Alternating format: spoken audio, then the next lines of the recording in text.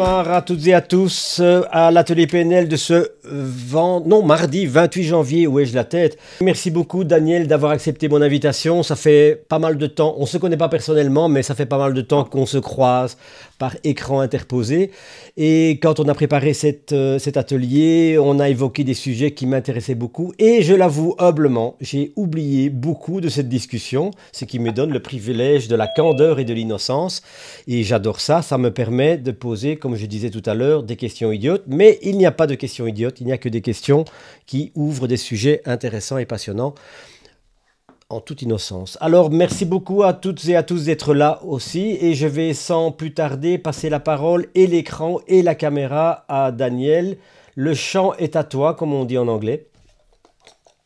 Fantastique, merci. Merci beaucoup. On s'était déjà parlé, Christian, on avait déjà fait ce genre d'événement. On avait parlé des critères et des équivalences complexes des critères Ah ouais, c'est qui vrai. sont... et oui, oui, oui, absolument. On avait fait ça peut-être même pendant le confinement, et parce que c'est un sujet, les critères, qui est absolument capital. Peut-être on aura l'occasion d'en reparler, mais c'est ce qui permet de se mettre mal ou de se mettre bien, parce que si on utilise les bons critères et puis si nos critères sont bien réglés, eh ben on arrive à tirer quelque chose de la vie, alors que certaines personnes, face aux mêmes événements, sont capables de se fabriquer des émotions absolument catastrophiques. Et donc, on avait vu ça il y a déjà quelques années, j'avais beaucoup aimé. Et puis, bah là, tu m'as, enfin, on s'est recontacté. Et puis, moi, je travaille toujours sur un sujet qui me tient à cœur. Je vais me présenter rapidement. Je m'appelle Daniel Morel. J'ai 60 ans, juste l'année dernière, en fin d'année. Je vais commencer à dire comme les enfants, écart, hein, parce que tu vois, on commence à compter. Et puis, moi, je suis enseignant certifié en PNL depuis 97, un truc comme ça. Et donc, je forme, j'accompagne des gens dans la dynamique de la formation complète en PNL. Également l'énéagramme, parce que c'est un outil qui me passionne. Et puis, vous allez voir que ce dont on va parler ce soir, eh ben, a quelque chose à voir aussi avec la manière dont chacun d'entre nous, nous avons construit notre personnalité énéagramme. Et j'interviens en conférence à la fois en France, en Belgique aussi. Je suis allé en Belgique faire un tour il n'y a pas très longtemps. En Espagne aussi, je dois y retourner voilà, pour faire part de ce dont je vais vous parler ce soir. Et je dirais, pour qu'on comprenne bien pourquoi je parle de ça, pourquoi vous me dites, bah, Daniel, tu es spécialiste de la PNL, pourquoi tu ne nous parles pas de PNL? Bah, parce que il y en a, je dirais, c'est pas, d'abord, c'est pas le sujet de la soirée. Déjà, c'est une bonne raison, mais surtout parce que moi, je dirais, tous les outils que je connais, et je me suis beaucoup formé. Eh bien, il y a 10 ans, j'ai fini par mettre un genou à terre, c'est-à-dire que ma vie était quand même franchement pas terrible. Ma vie professionnelle, ça marchait plutôt bien, j'étais reconnu, machin, très bien. Mais ma vie personnelle, ma vie amoureuse, ma vie familiale, ma vie de papa, ma vie de fils, tout ça, c'était pas bon. En fait, les gens ont fini par s'éloigner de moi, alors que pourtant, la semaine qui précédait ou la semaine qui allait suivre, j'expliquais les modèles de communication, comment créer le lien, la synchronisation, le rapport de confiance, machin, etc. Et moi, ma vie, non, c'était pas bon. Et je me suis posé la question quand même. Je me suis dit, pourquoi, Daniel, tu es un bon professionnel. Deuxièmement, tu connais bien ton sujet, tu es reconnu pour bien parler de ça. Comment ça se fait qu'il t'arrive ça? Ben, j'ai dit, ben, j'en sais rien en fait. Tu vois, c'est pas expliqué dans la PNL, c'est pas expliqué dans l'énéagramme. En fait, je s'était expliqué dans l'énéagramme, mais je l'avais pas entendu. Et puis, je suis tombé sur un livre qui s'appelle Le Virage du docteur Wayne, et où il explique que chacun d'entre nous, ben, on va passer des caps dans notre vie, et qu'à un moment donné, on a un point de bascule. Et je me suis dit, mais ça me concerne, ça me parle. Je comprends, je crois que je commence un petit peu à comprendre pourquoi il m'est arrivé ça. Alors j'ai mis 5 ans à comprendre et 5 ans à peu près à inverser la vapeur et à passer d'un logiciel qui ne pouvait pas me rendre heureux à un logiciel qui aujourd'hui me rend heureux. Et je me suis dit, mais pourquoi est-ce que chacun d'entre nous n'est pas équipé pour un logiciel pour être heureux? Parce que tout le monde veut être heureux. Mais vous pouvez remarquer que beaucoup de gens disent, le bonheur, c'est par là, et puis on les voit partir par là. Pourquoi? Parce que ce qu'on désire n'est pas ce pourquoi on est programmé. Euh, j'ai vu même, je vous l'avoue, sortir de mes formations PNL des gens qui avaient compris beaucoup de choses en PNL et qui se disent le bonheur, c'est par là. Et puis, je les voyais partir par là. Et je me suis dit, ben, eux aussi, ils sont touchés par ce phénomène-là. Alors, comment je m'y suis pris, puis de quoi j'ai envie de parler avec vous ce soir? Eh ben, c'est de ce chemin-là, en fait, pourquoi j'ai mis un genou à terre, et puis comment je me suis relevé, et puis comment je crois, je suis même certain que ça va causer à chacun d'entre nous. Et pour pouvoir vous parler de ça, je vais partir de la naissance et on va arriver jusqu'à maintenant. Je vais essayer d'être le plus rapide possible, de manière à ce qu'il y ait aussi des questions possibles. Alors, est-ce qu'il y a un moment privilégié pour les questions? La réponse est oui, et c'est tout le temps. Tout le temps, vous pouvez m'arrêter, vous me dites, Daniel, j'ai une question, vous envoyez une petite main comme ça, soit vous levez la main, ou soit vous mettez un petit icône avec une main, et puis je vais, il est vilaine, coucou, sous l'eau, bah oui, Armel. Et donc, l'objectif, c'est que ce soit interactif. Moi, ce dont je vais vous parler, je suis au courant. J'en ai déjà parlé, ça m'est arrivé, je suis au courant. Alors, n'hésitez pas ou hésitez à ne pas me poser de questions parce que c'est dans l'interaction que ça va être le plus sympathique. Il vaut mieux qu'on aille moins loin, mais qu'on y aille ensemble parce que moi, j'ai pas envie de développer mon truc tout seul. Alors, on va partir de. Est-ce que d'abord ça va? Vous avez compris ce que j'ai raconté? Est-ce que vous m'entendez bien? Est-ce que tout va bien? Envoyez-moi un pouce, voilà, si, Ouais, super, Daniel. c'est bon. Super. Ok, super. Alors, on va partir de la naissance. Lorsque j'ai commencé à réétudier ça, j'ai beaucoup travaillé sur ce qu'a pu faire Jung et tout un tas de gens comme ça qui se sont intéressés au stade du développement psychologique. Et lorsqu'on est dans le ventre de notre maman, eh bien, ce qu'on vit, c'est quelque chose de plein. On est on reçoit sans s'en rendre compte de l'amour, de la sécurité, de la reconnaissance, de l'enveloppement, de la chaleur, de la protection. On reçoit tout ça. Le jour où on va naître, le jour où on va naître, et c'est pour ça que chacun d'entre nous, on doit bien se rappeler qu'on a tous une blessure de rejet. Tous, absolument tous. Le jour où on va naître, on va perdre tout ça. On va perdre, en fait, tout ce qu'on avait dans le ventre de maman, de l'amour, de la sécurité, de l'enveloppement, etc. Et on va se retrouver dans quelque chose qui s'appelle le vide. Et ce vide, l'enfant, psychologiquement, c'est extrêmement difficile à vivre pour lui. Donc lui, il va ressentir une sensation qu'il n'a jamais ressentie, qu'on appelle la détresse infantile. Et cette détresse infantile, lui, il ne va pas l'aimer du tout. Et donc, il va mettre en place un certain nombre de signaux pour essayer de s'en éloigner et surtout mettre des signaux pour savoir quand est-ce qu'il s'en rapproche. Et il s'en rapproche à partir du moment où il a le sentiment que ce qu'il possède, il est en train de le perdre. Et donc, il va ressentir ce qu'on appelle une détresse infantile.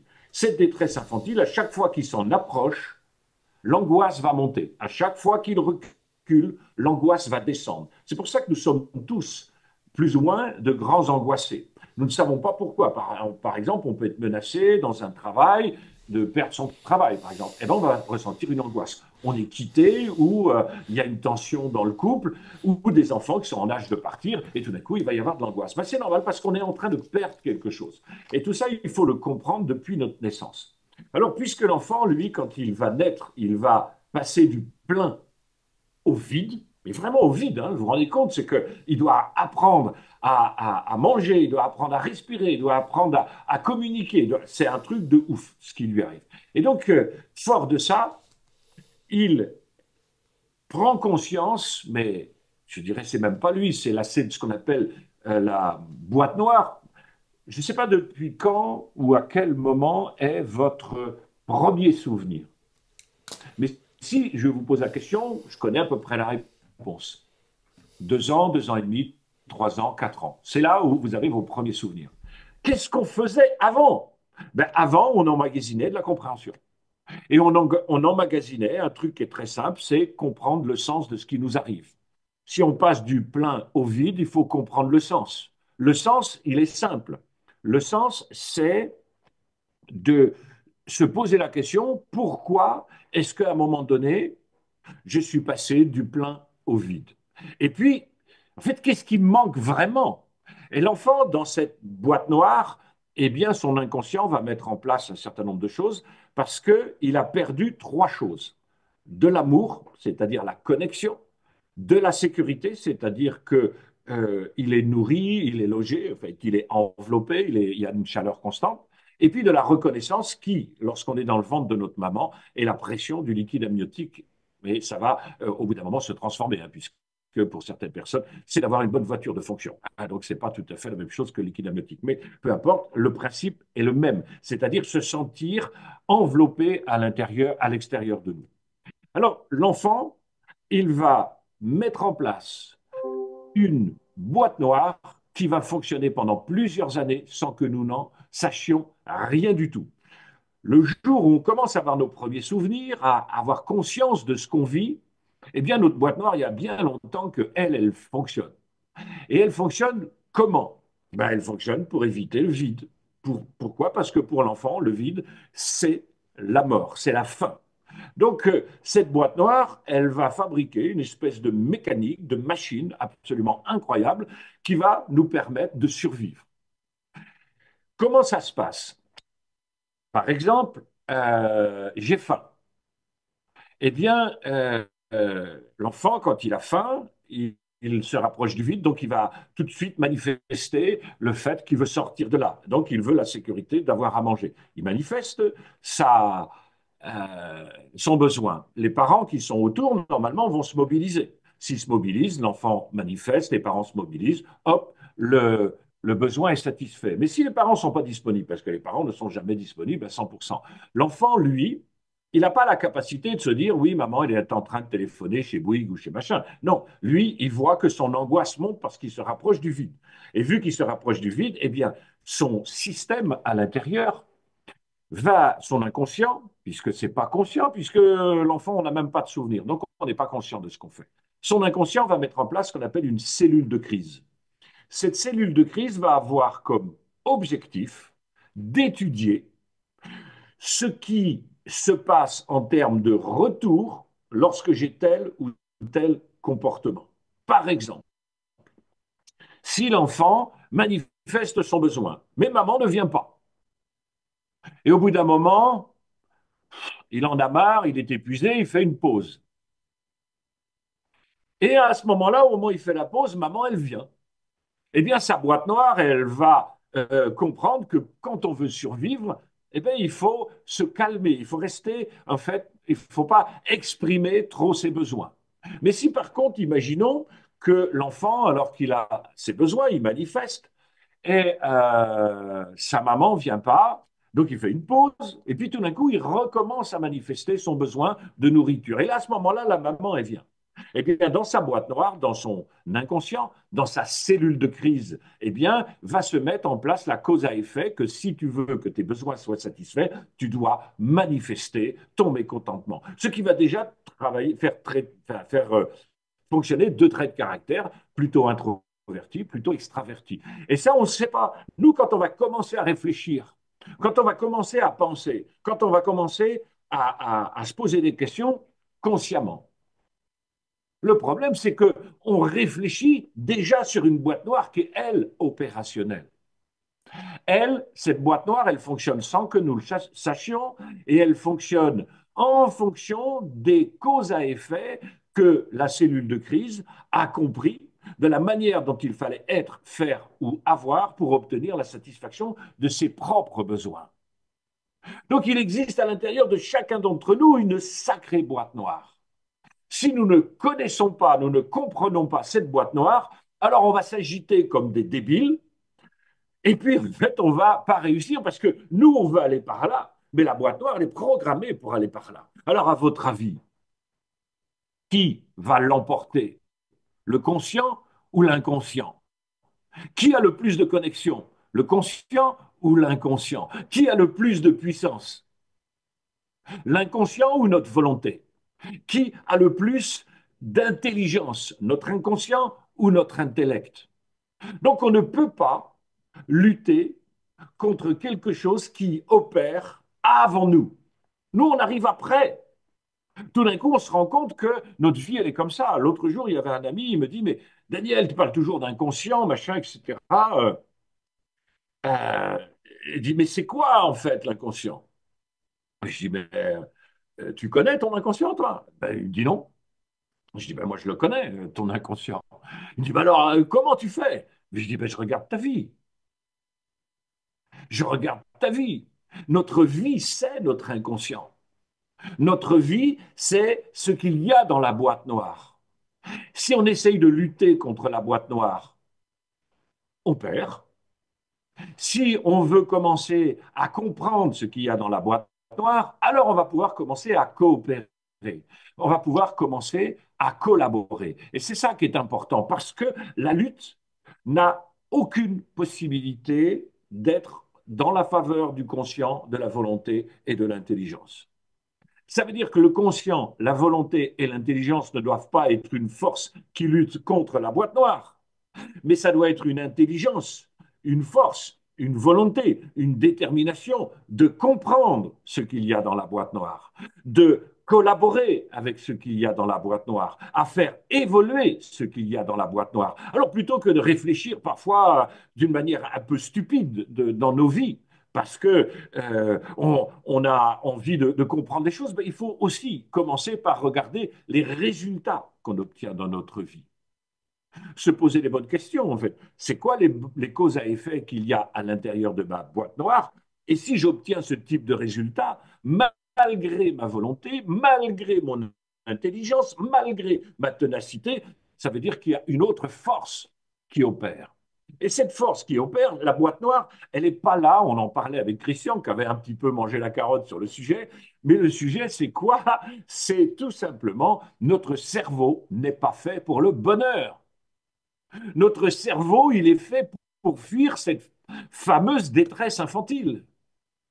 Parce que la détresse infantile représente le vide, donc la mort, donc la peur de pas s'en sortir.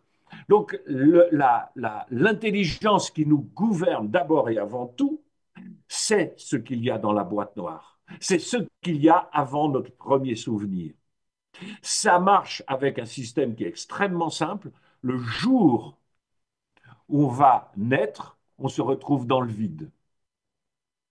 Vous mettez un enfant sur le dos pendant 1 heure, bah, s'il a 3 jours, il reste sur le dos. Vous le laissez pendant 3 jours sur le dos, bah, en fait, il meurt. S'il veut s'en sortir, c'est un extrême grand prématuré.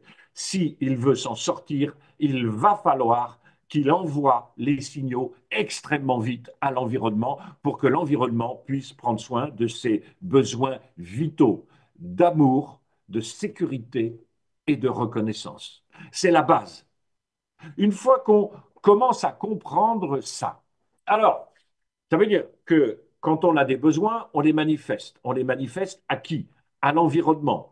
Et dans l'environnement, à certaines personnes. Plus on va grandir, plus on va voir qu'on n'envoie pas les signaux à n'importe qui. Il y a des personnes dont on se fout littéralement.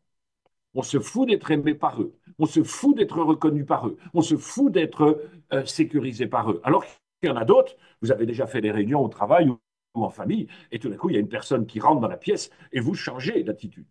Ou quand vous allez chez les beaux-parents, tout d'un coup, vous vous rendez compte qu'à l'entrée, hop, il y a des réglages qui se font. Mais ces réglages, ils sont déjà prêts. On va dire, ce sont des pré-réglages que notre inconscient a fait si il fait l'hypothèse que les gens qu'on va avoir à rencontrer sont des personnes qui sont susceptibles d'être des fournisseurs d'amour, de sécurité et de reconnaissance. À ce moment-là, la cellule de crise qui nous habite ou la boîte noire va se dire quelles sont les causes à effet qui fonctionnent pour obtenir de la part de cette personne de l'amour, de la sécurité, de la reconnaissance. Donc, ce qui fonctionne, eh bien, c'est ça qui va gouverner notre vie. Au début de notre vie, dans la boîte noire, se fabriquent des causes à effet. C'est-à-dire que si je suis ça, alors j'obtiendrai de l'amour. Si je ne suis pas ça, alors j'obtiendrai pas ci. Voilà. En permanence, c'est je dois être, je dois faire, je dois avoir. Donc ça va nous construire sous 3 dimensions. L'enfant va essayer de devenir quelqu'un. La preuve, ou la preuve, moi je n'ai pas besoin de preuve, on n'est pas monsieur le juge, mais vous avez un enfant, vous avez des invités, puis il est autour de la table. Et puis il y a des invités. Puis tout d'un coup, l'enfant, il commence à faire son intéressant.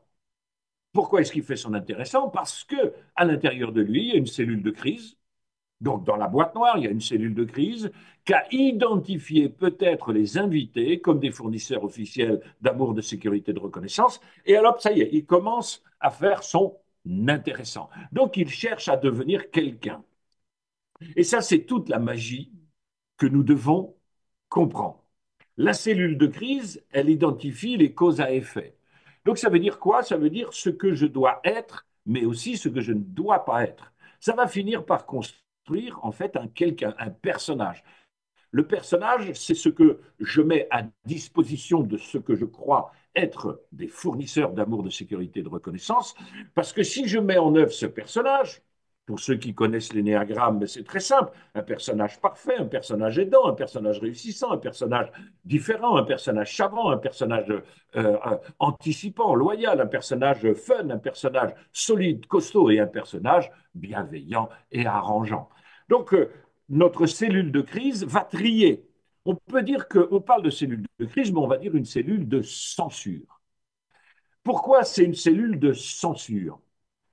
Parce que quand on était petit, avant cette conscience et cette possibilité de parler des choses, eh bien, notre boîte noire a fait des tentatives d'être quelqu'un. Donc, elle a, par exemple, j'ai souri et la personne est partie. Ou j'ai pris Sophie la girafe et là, papa, il a dit, oh là là là là, ça c'est mon fils. Voilà. Et peu importe ce qui a été, mais il y a des choses qui ont été éliminées, donc il y a des choses qu'il ne faut surtout pas être, faire ou avoir, et puis il y a des choses qu'il faut être, faire et avoir. Moi, je suis quelqu'un de loyal, je suis en énéagramme une bassiste, donc ce qui m'amène à construire un personnage qui est courageux, donc pas de faiblesse. Je suis quelqu'un de loyal, donc je ne peux pas trahir. Et en permanence, je vais avoir des choses que je vais mettre en lumière, et puis il y a des choses que je vais mettre dans l'ombre. Mais moi, je découvre ça.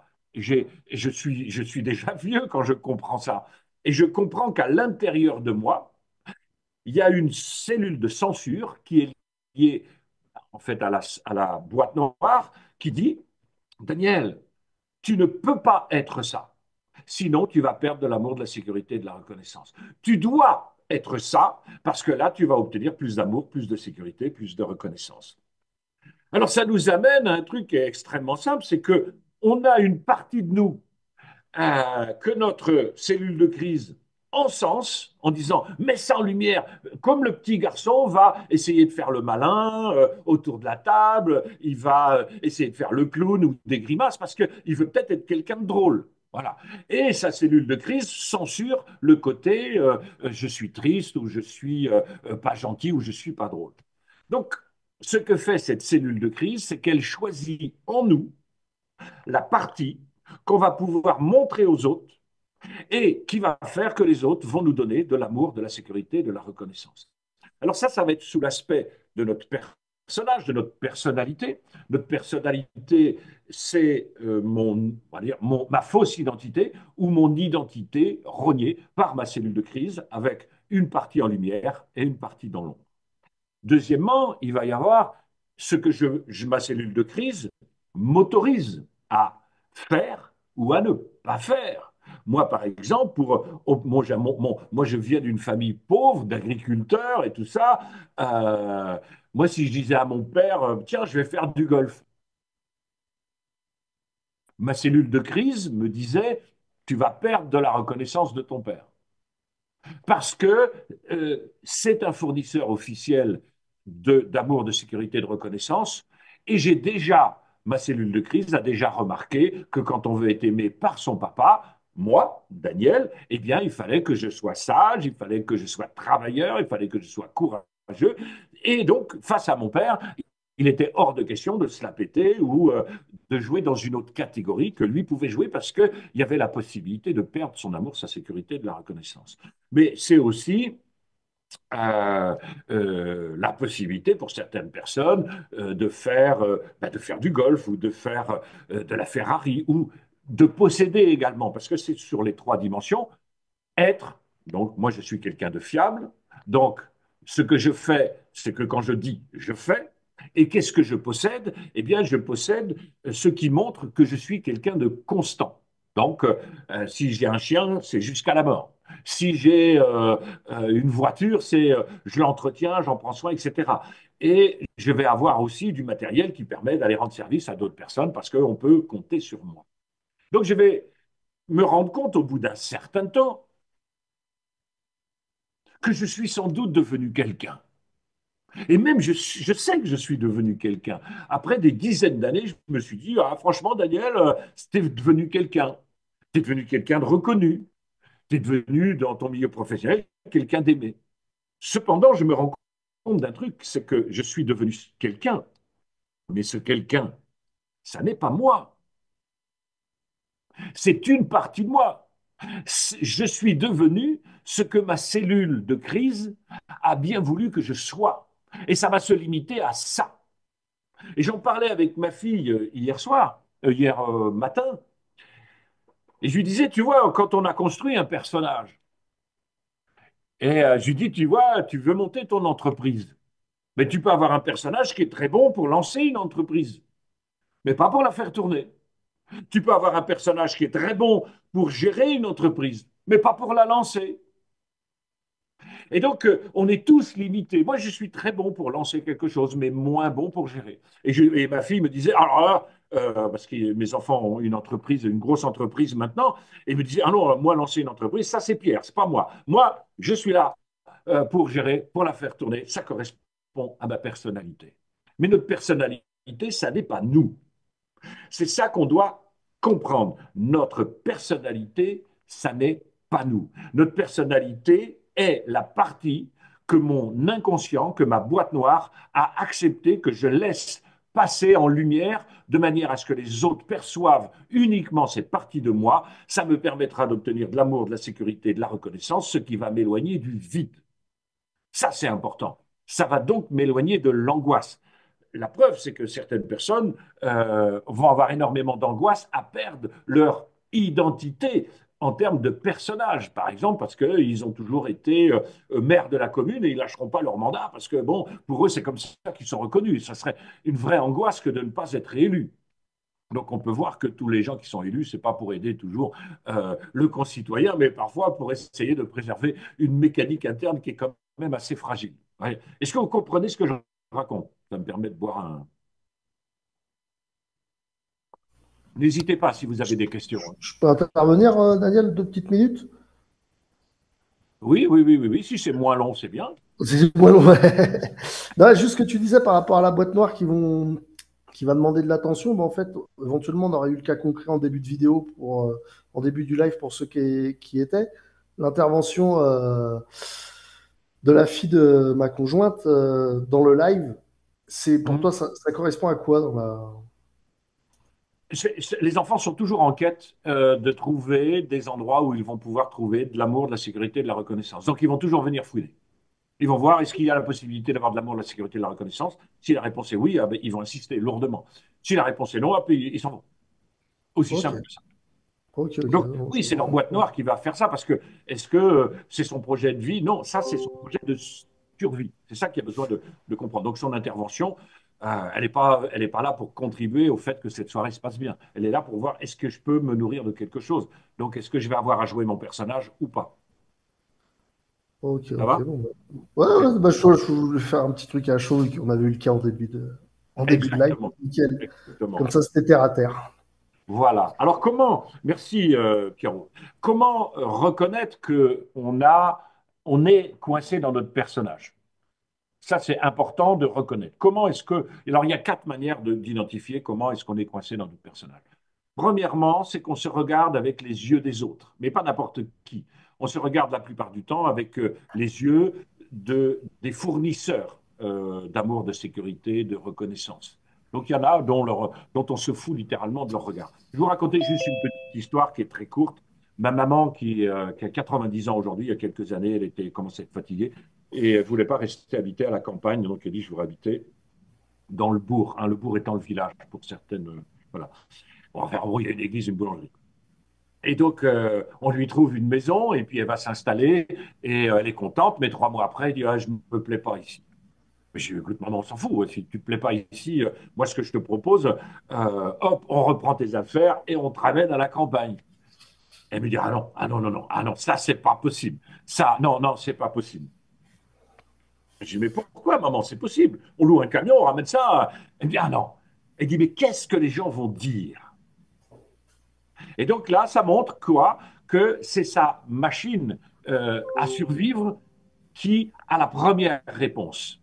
La preuve, je continue puisque on lui dit, oui, mais maman, écoute, on s'en fout que de ce que les gens pensent. Elle dit, oui, vous peut-être, mais pas moi. Donc, ça fait 50 ans qu'elle habite dans le même patelin, donc imagine bien que le regard des autres est très important pour elle. Et puis, 3 semaines après, elle dit, oui, oui, oui, oui, je suis d'accord avec votre proposition, je retourne à la maison. Je dis, ah bon, alors, ben, maman, c'est quoi qui a changé? Et là, elle répond, parce que je sais quoi leur dire. Voilà. Donc, vous voyez le truc. Donc, ça veut dire que sa cellule de crise, qu'il l'avait censurée en disant non, tu rentres pas. Non. Oui, toi, ma maman s'appelle Michel. Oui, tu voudrais rentrer. Mais moi, cellule de crise, je censure. Donc, c'est pas possible. Parce que quand je me regarde avec les yeux des autres, eh bien, ça va dégrader le personnage que tu joues depuis un demi-siècle. Bon. Mais elle insiste à l'intérieur, tu sais, il y a son envie de rentrer quand même.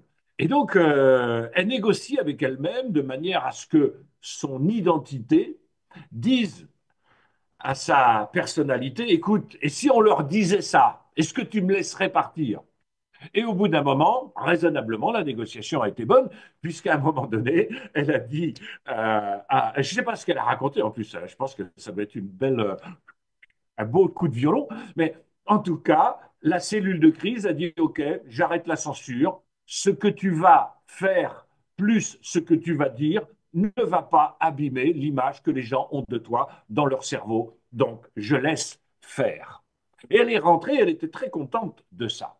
Donc, rappelons-nous qu'à partir du moment où on fait quelque chose, qu'on a envie que ça se sache ou qu'on n'a pas envie que ça se sache, à ce moment-là, c'est que la cellule de crise, elle est en train de fonctionner, puisqu'il y a suspicion de perte de l'amour, de la sécurité et de la reconnaissance. Donc c'est pour ça que cette cellule de crise, et puis on la connaît bien. Comment est-ce qu'on sait? Alors intellectuellement, moi je la connais, je sais qu'elle était là. Mais physiologiquement, comment est-ce qu'on la connaît? Ben, elle se pointe avec une manière extrêmement élégante d'arriver toujours et fait monter le niveau d'angoisse. Puisqu'à chaque fois qu'on se rapproche de la détresse infantile, nous, la détresse infantile, on n'a quasiment jamais de lien avec. Le seul truc qu'on a, c'est on a un lien avec l'indicateur qu'on s'en rapproche. Et l'indicateur qu'on s'en rapproche, c'est le niveau d'angoisse. Plus le niveau d'angoisse monte, plus je suis en train de me rapprocher de cette détresse infantile, qui est la définition du vide. Mais je vous réexpliquerai tout à l'heure ce que c'est le vide. Deuxième point, quand on sait qu'on est coincé dans l'ego, parce qu'on veut contrôler. Et là, ma maman, elle a fait un bel exemple. Donc, elle se contrôle, elle ne fait pas n'importe quoi pour pouvoir contrôler ce que les autres pensent d'elle. Donc, c'est une grosse machinerie quand l'ego ou quand la cellule de crise égotique, quand la boîte noire est en fonctionnement, la cellule de censure, parce que là, en permanence, il faut jouer à U et à Dia de manière à ce qu'on puisse tout contrôler. Donc, se contrôler, contrôler les autres, et qui est-ce qu'il y aura, qu'est-ce qu'il dit, qu'est-ce qu'il pense de toi. Oui, mais l'autre jour, j'ai vu machin, mais tu as dit quoi sur moi, en fait, parce que bon, je m'inquiète. Donc, c'est toute cette inquiétude qui est en fait une forme d'angoisse que les autres pourraient changer le regard qu'ils ont sur nous. Alors donc il faut contrôler son personnage. Quand ma mère, elle raconte une histoire avant de rentrer, c'est parce qu'elle contrôle bien évidemment l'image qu'elle veut renvoyer aux autres. Troisième point, avoir raison. Alors avoir raison, c'est un petit peu la même chose que contrôler, sauf que ça devient une forme de maladie addictive. Peut-être vous vous êtes rendu compte que dans une soirée, vous êtes en train de discuter et vous êtes habité, comme le diable, par une envie impitoyable d'avoir raison. Vous savez que vous êtes de mauvaise foi, vous savez que vous êtes en train de titiller l'autre pour qu'il ne réussisse pas à bien réfléchir, et parce que vous voulez avoir raison. Eh bien, avoir raison, ça veut dire quoi? Ça veut dire que la cellule de crise dit tu dois avoir raison sur le personnage que tu as toujours vendu. Et donc, il faut donner raison au personnage. Donc, comme ma maman, elle raconte l'histoire, elle donne raison au personnage qu'elle a toujours été, alors qu'elle aurait pu dire, écoutez, mes amis, je vais rentrer chez moi, je suis totalement incohérent. Ah non, mais ça, c'est pas possible. Elle veut absolument avoir raison. Et moi, je peux vous dire que j'ai tellement été gouverné par ma cellule de crise que j'ai perdu la relation avec mes enfants, avec mes amis, parce que je voulais toujours avoir raison. Et vu que je suis très vif d'esprit, il était excessivement difficile d'avoir raison en face de moi. Ça veut dire que pour avoir raison, il fallait que j'organise les choses de manière à ce que les autres aient tort. Et au bout d'un moment, venir voir Daniel, il est peut-être très sympathique, mais on en a marre d'avoir tort et qu'il nous donne toujours tort. Parce que c'était devenu presque on va dire, une compulsion. Donc, à nous de voir comment. Alors, les gens, ils ne voient pas trop ce que ça veut dire avoir raison. Eh bien, ça veut dire se justifier tout le temps. Oui, mais non, mais je ne suis pas venu te chercher parce que là, par exemple, si on avait affaire à une personnalité aidante, la personne dit, ouais, je peux pas venir ce soir te chercher à la gare parce qu'en fait, j'ai mon chien qui est malade, on lui a coupé une patte, je ne sais pas quoi. Donc, il va absolument justifier, plutôt que de dire, ben non, non, non, ben demande à quelqu'un d'autre. C'est pas possible. C'est pas possible de dire demande à quelqu'un d'autre. Donc, il faut que je me justifie pour que je montre que mon personnage a raison sur le fait qu'il est absolument généreux, aidant et aimant. Et l'autre point, le quatrième point qui montre qu'on est coincé dans l'ego, eh bien, c'est, ou dans l'ego, dans notre cellule de crise, dans notre boîte noire. Tout ça, je mets ça à peu près, c'est des noms différents, mais j'appelle ça pareil. C'est toujours plus. Ça veut dire que en situation de stress ou en situation où on n'a pas de satisfaction, où l'angoisse est toujours là, où on n'arrive pas justement à se détendre, on sent qu'on se rapproche d'une possibilité de rejet, ce qui est la même chose qu'une possibilité de se rapprocher de la détresse infantile, qui est la signification en fait du vide, hein, et donc d'avoir été rejeté. Eh bien, on va faire toujours plus de la même chose. Par exemple, moi, j'étais de plus en plus avoir raison, de plus en plus je dis, alors je fais ce que je dis ce que je fais. Donc, toujours plus de mon personnage, toujours plus des mêmes possessions et de ce que je devais posséder et de ce que je ne devais pas posséder. Il y a un truc, moi, qui m'avait marqué. Moi, j'habite à la campagne, et puis je me chauffe avec du bois, etc. Et puis j'ai un poêle, etc. Et, euh, et donc, je mets plutôt du bois en 25 dedans.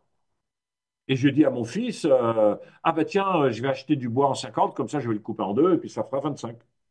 Et il me regarde comme ça, il dit, mais papa, pourquoi tu n'achètes pas du bois en 25? Et je dis, tu sais que j'ai pas pensé. Je n'y ai même pas pensé. Et donc, comment est-ce que je fais pour entretenir un personnage courageux? Eh bien, je me fabrique des choses qui vont montrer que le bois, ben, je l'ai tout coupé moi-même. Donc, ça veut dire que pour, par exemple, quelqu'un qui veut être aidant, ben, il faut absolument qu'il s'entoure de gens qui vont pas bien.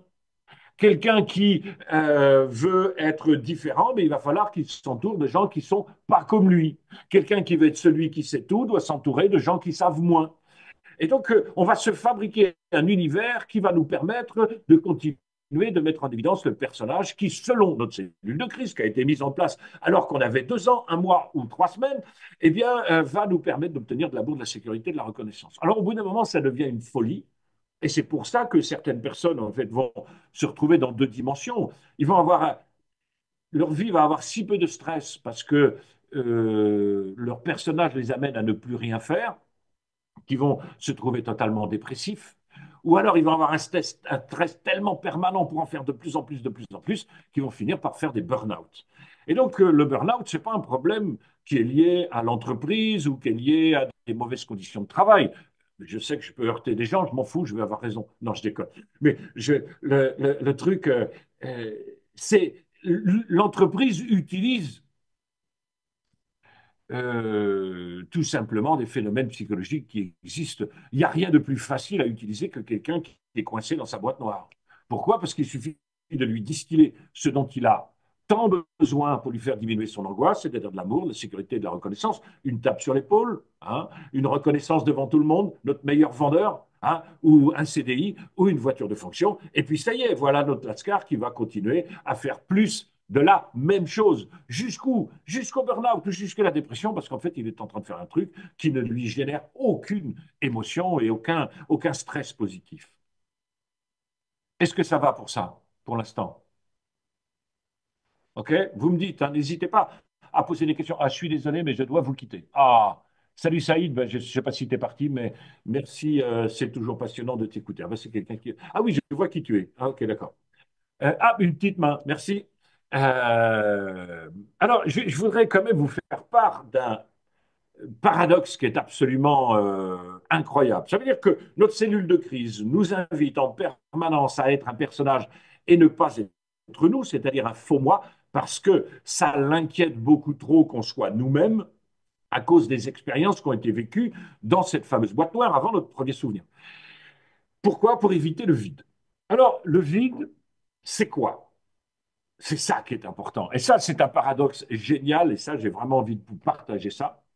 Le vide, c'est lorsqu'à la naissance, on a perdu l'amour, la sécurité, la reconnaissance. Alors, on ne savait pas le nommer, on le nomme maintenant, mais en fait, tout ça, ce sont des ressentis.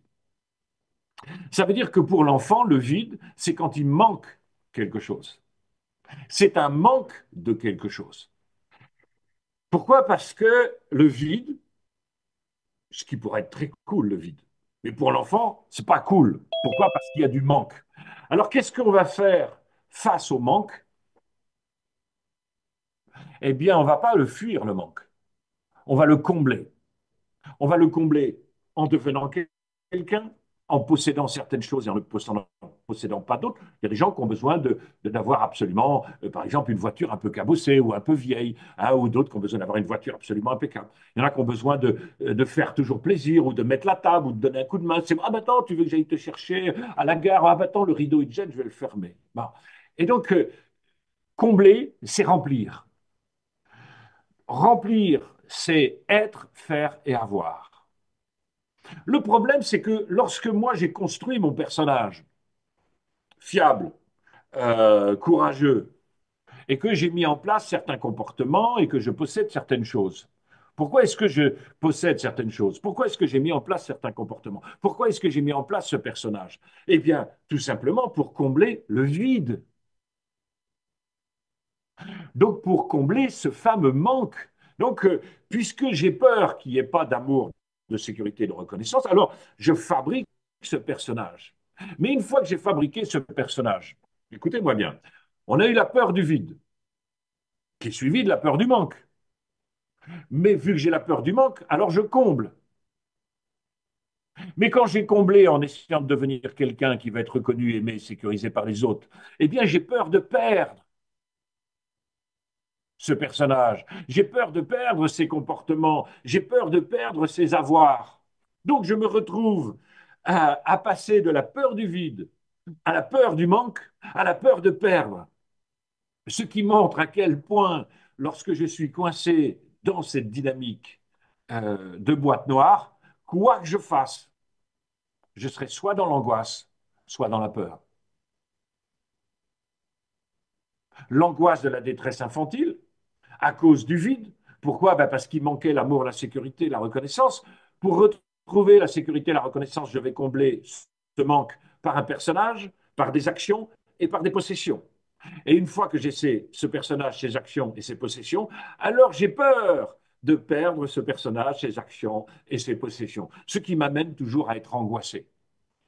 Tu veux dire un truc, Polo, Pierrot? Ouais, je me permets, je remets le micro.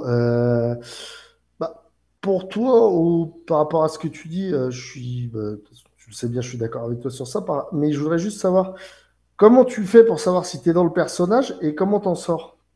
Parce que ça peut être Alors, un peu plus sournois que. ouais, oui, c'est un petit peu plus sur moi que ça. C'est pour ça que je vais essayer Ouais. d'avancer. La réponse, normalement, va arriver. Hein. Donc, je vous disais déjà, on identifie qu'on est coincé dans cette boîte noire, dans son personnage, à partir du moment où on se regarde avec les yeux des autres, on veut contrôler, on veut avoir raison, et on en fait toujours plus. D'accord? Euh, la peur, je reviens sur la peur dont on a parlé. Hop, merde. Voilà. Sur la peur du vide, à cause du manque, qui va générer le fait de combler. Et quand on a comblé, ensuite on a peur de perdre. C'est avec quoi on a comblé le manque qui nous ramènerait au vide. Voilà. Mais si on comprend un truc, et moi je comprends ça il y a quelques années, j'étais juste en face là-bas, à marcher dans les petites montagnes bretonnes. Hein. Les montagnes bretonnes, bon, c'est une taupe hein, qui a fait ça. Mais on est quand même fiers. Et le truc, je me dis,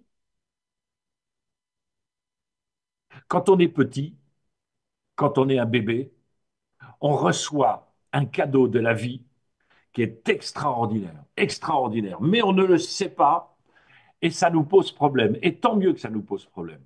Parce qu'on nous fait un cadeau, la vie, Dieu, l'univers, ce que vous voulez, nous fait le cadeau du vide. Mais le vide, pour un enfant, c'est le manque. Donc il va passer toute sa vie à combler ce manque avec la peur de perdre ce avec quoi il l'a comblé. Et il y a quelques années, je me promène dans les grès, qui veut dire les hauteurs, et je comprends une chose, c'est que le cadeau de la vie, c'est la liberté. Et qu'on a un paradoxe à l'intérieur de nous. Un paradoxe qui est incroyable. Ce paradoxe, c'est que le vide, c'est épouvantable pour un enfant, et en même temps, l'adulte, c'est ce qu'il désire. Ça veut dire que le vide, vu par l'enfant, c'est horrible. Vu par l'adulte, ça s'appelle autrement. Et comment est-ce que ça s'appelle quand c'est vu par l'adulte? Ça s'appelle la liberté. La liberté de ce qu'on veut, la liberté d'être qui on veut, la liberté de posséder ce qu'on veut, la liberté de faire ce qu'on veut. Donc on a un paradoxe à l'intérieur de nous. Ça veut dire qu'on désire et on fuit la même chose. Sauf que cette même chose, lorsqu'elle est vue par l'enfant, elle s'appelle le vide. Lorsqu'elle est vue par l'adulte, elle s'appelle la liberté. Et le seul et unique moyen de réussir à récupérer, à traverser ce vide, c'est que l'adulte construise en face de la cellule de censure de l'enfant, fabrique une cellule de soutien. C'est-à-dire que je me retrouve après une séparation où je suis très malheureux et je me sens face au vide, et donc face au manque. Et là, je me dis, waouh, ça va être chaud parce que comment je vais faire, comment je vais faire pour aller chercher cette liberté? Parce que moi, je ne voyais dans l'instant que le manque de l'autre. Et donc, ça me semblait être un vide. Et vu que ça semblait être un vide, l'angoisse montait parce que j'étais en train de me rapprocher, selon ma boîte noire, en fait, de la détresse infantile. Donc, il me fallait transformer ce vide en liberté. Le seul et unique moyen, c'est d'accepter le manque jusqu'à ce que l'angoisse soit traversée. Et lorsque dans le vide, nous avons traversé l'angoisse, alors nous sommes en présence de la liberté. Si vous pigez ce truc-là, alors vous n'avez plus jamais à fuir l'angoisse du vide ou l'angoisse du manque, parce que c'est la clé qui nous amène vers la liberté. Nous fuyons et désirons la même chose. L'enfant censure l'adulte pour qu'il puisse fuir ce vide, parce que c'est effrayant pour l'enfant, et l'adulte essaye de rassurer l'enfant pour que l'enfant accepte qu'on puisse aller vers cette liberté. Est-ce que vous l'avez? Est-ce que vous comprenez ce que je raconte? C'est particulier à comprendre. Si vous comprenez ça, vous avez en fait la clé qui nous fait passer de la notion de dépendance à la notion d'autonomie. Et nous devons, et je me rappelle, je suis en train de marcher dans les grès et je me dis, je me sens mal. Je suis extrêmement angoissé. J'avais l'angoisse qui montait. J'étais arrivé à 9, 9,5, 9,75. Je dis, ah, c'est insupportable. Je dis, ben oui, mais je sais que je suis en train de me rapprocher de la détresse infantile, du sentiment de rejet. Je sais qu'il manque quelqu'un. Mais si je veux profiter de cet endroit, c'était un samedi soir de juillet, il faisait très beau, il était 9h30 du soir, et j'étais en train de marcher avec mon chien, je lui dis, comment ça se fait que je ne peux pas profiter de ce vide? C'est le cadeau que me fait la vie, c'est Daniel, je te mets dans les grès là-bas à marcher un samedi soir et tu peux en profiter. Et je n'y arrive pas à en profiter puisque moi, l'adulte, je veux en profiter et l'enfant dit non, non, non, non, non, il manque quelque chose, c'est horrible, il manque quelque chose, c'est horrible, il faut absolument combler ce vide. Mais comment? Appelle quelqu'un, fais comme si tu avais des amis, n'importe quoi. Et je me disais non, Je dois gagner seconde après seconde, minute après minute. Je dois accepter d'être angoissé juste quelques instants, juste quelques instants. Et donc, je me rendais compte qu'au fur et à mesure où j'acceptais de rester dans l'angoisse, eh bien, il y avait en moi l'adulte qui se disait, je commence à percevoir ce moment de vide comme un moment de jouissance absolue et de pouvoir enfin jouir de ce que la vie m'offre, c'est la liberté de me sentir bien à l'intérieur du vide parce qu'il n'y a pas de manque. J'ai accepté de traverser cette angoisse qui m'amenait à la crainte de retomber dans la détresse infantile. Si vous réussissez à piger ce truc-là, on ne fuit plus jamais l'angoisse. En fait, ça devient notre allié, puisque chaque pas dans l'angoisse est un pas qui me fait sortir du vide pour rentrer dans la liberté. Donc, on va dire que l'univers nous offre un cadeau à la naissance, c'est la liberté. L'enfant est beaucoup trop jeune pour pouvoir le comprendre. Il considère que c'est une folie absolue, et donc il fait tout pour s'en éloigner. Et quand on arrive vers la crise de la quarantaine, on est là à avoir des aspirations de liberté, de sens, et on en a marre d'être gouverné et de se dire, mais moi je veux jouir de ma vie. Alors tu dis, ouais, la vie c'est quoi? Ben, la vie c'est de jouir, de faire ce que tu veux. Ouais, mais quand tu regardes ta vie, tu dis, mais oui, mais elle n'est pas vide, hein. Ah, je suis devenu quelqu'un, j'ai un boulot, j'ai même des enfants, moi j'en ai six. Je dis, mais qu'est-ce que c'est? Qui c'est qui a fait ça? C'est l'enfant, toi, qui a fait ça. Mais pourquoi? Mais pour combler le vide. Alors ça veut dire que quand on est prêt à jouir de la liberté et qu'on regarde cette liberté, on se rend compte que l'enfant a rempli déjà avec une vie qui n'était pas une vie, puisque c'était juste une survie. Donc c'est pour ça que il y a des trucs à la crise de la quarantaine, de milieu de vie. Ah, ça jarte un peu. On va jarter le mari, la femme, le boulot, la région, la bagnole. En fait, il va y avoir. On va essayer de se débarrasser de plein de trucs avec en même temps cette notion d'être hyper angoissé parce que on acquiert en fait cette liberté en traversant l'angoisse. Donc on est obligé de nettoyer notre propre vie qui a été comblée par un enfant. Et lui, il n'a pas fait ça en fonction de me rendre heureux, mais il a fait ça en fonction que ça ne soit pas vide. Donc on est obligé d'enlever les choses qui ont été mises là pour que ça ne soit pas vide, pour y mettre enfin ce qui est notre liberté de vivre notre propre vie et qui va nous rendre heureux, ça veut dire qu'il va nous amener dans du bonheur. Ça veut dire que ce qui a été mis avant n'a pas fonction de nous rendre heureux, mais de nous faire survivre en fabriquant une monnaie qui est le personnage, qui est ce qu'on s'autorise et qu'on ne s'autorise pas à faire, ce qu'on possède et ce qu'on ne possède pas, eh bien, ça, c'est une monnaie d'échange qu'on va donner à ceux qui sont des fournisseurs officiels d'amour, de sécurité, de reconnaissance pour qu'on puisse survivre. Donc, c'est une équation, c'est un billard à deux bandes. Moi, j'avais raconté ça dans une autre interview. Et je trouve que cette phrase, elle est très juste, même si elle est toujours pénible pour moi de l'entendre, puisque ça parle de moi. C'est j'ai passé ma vie à construire un personnage qui pouvait séduire la femme qui pouvait me rassurer.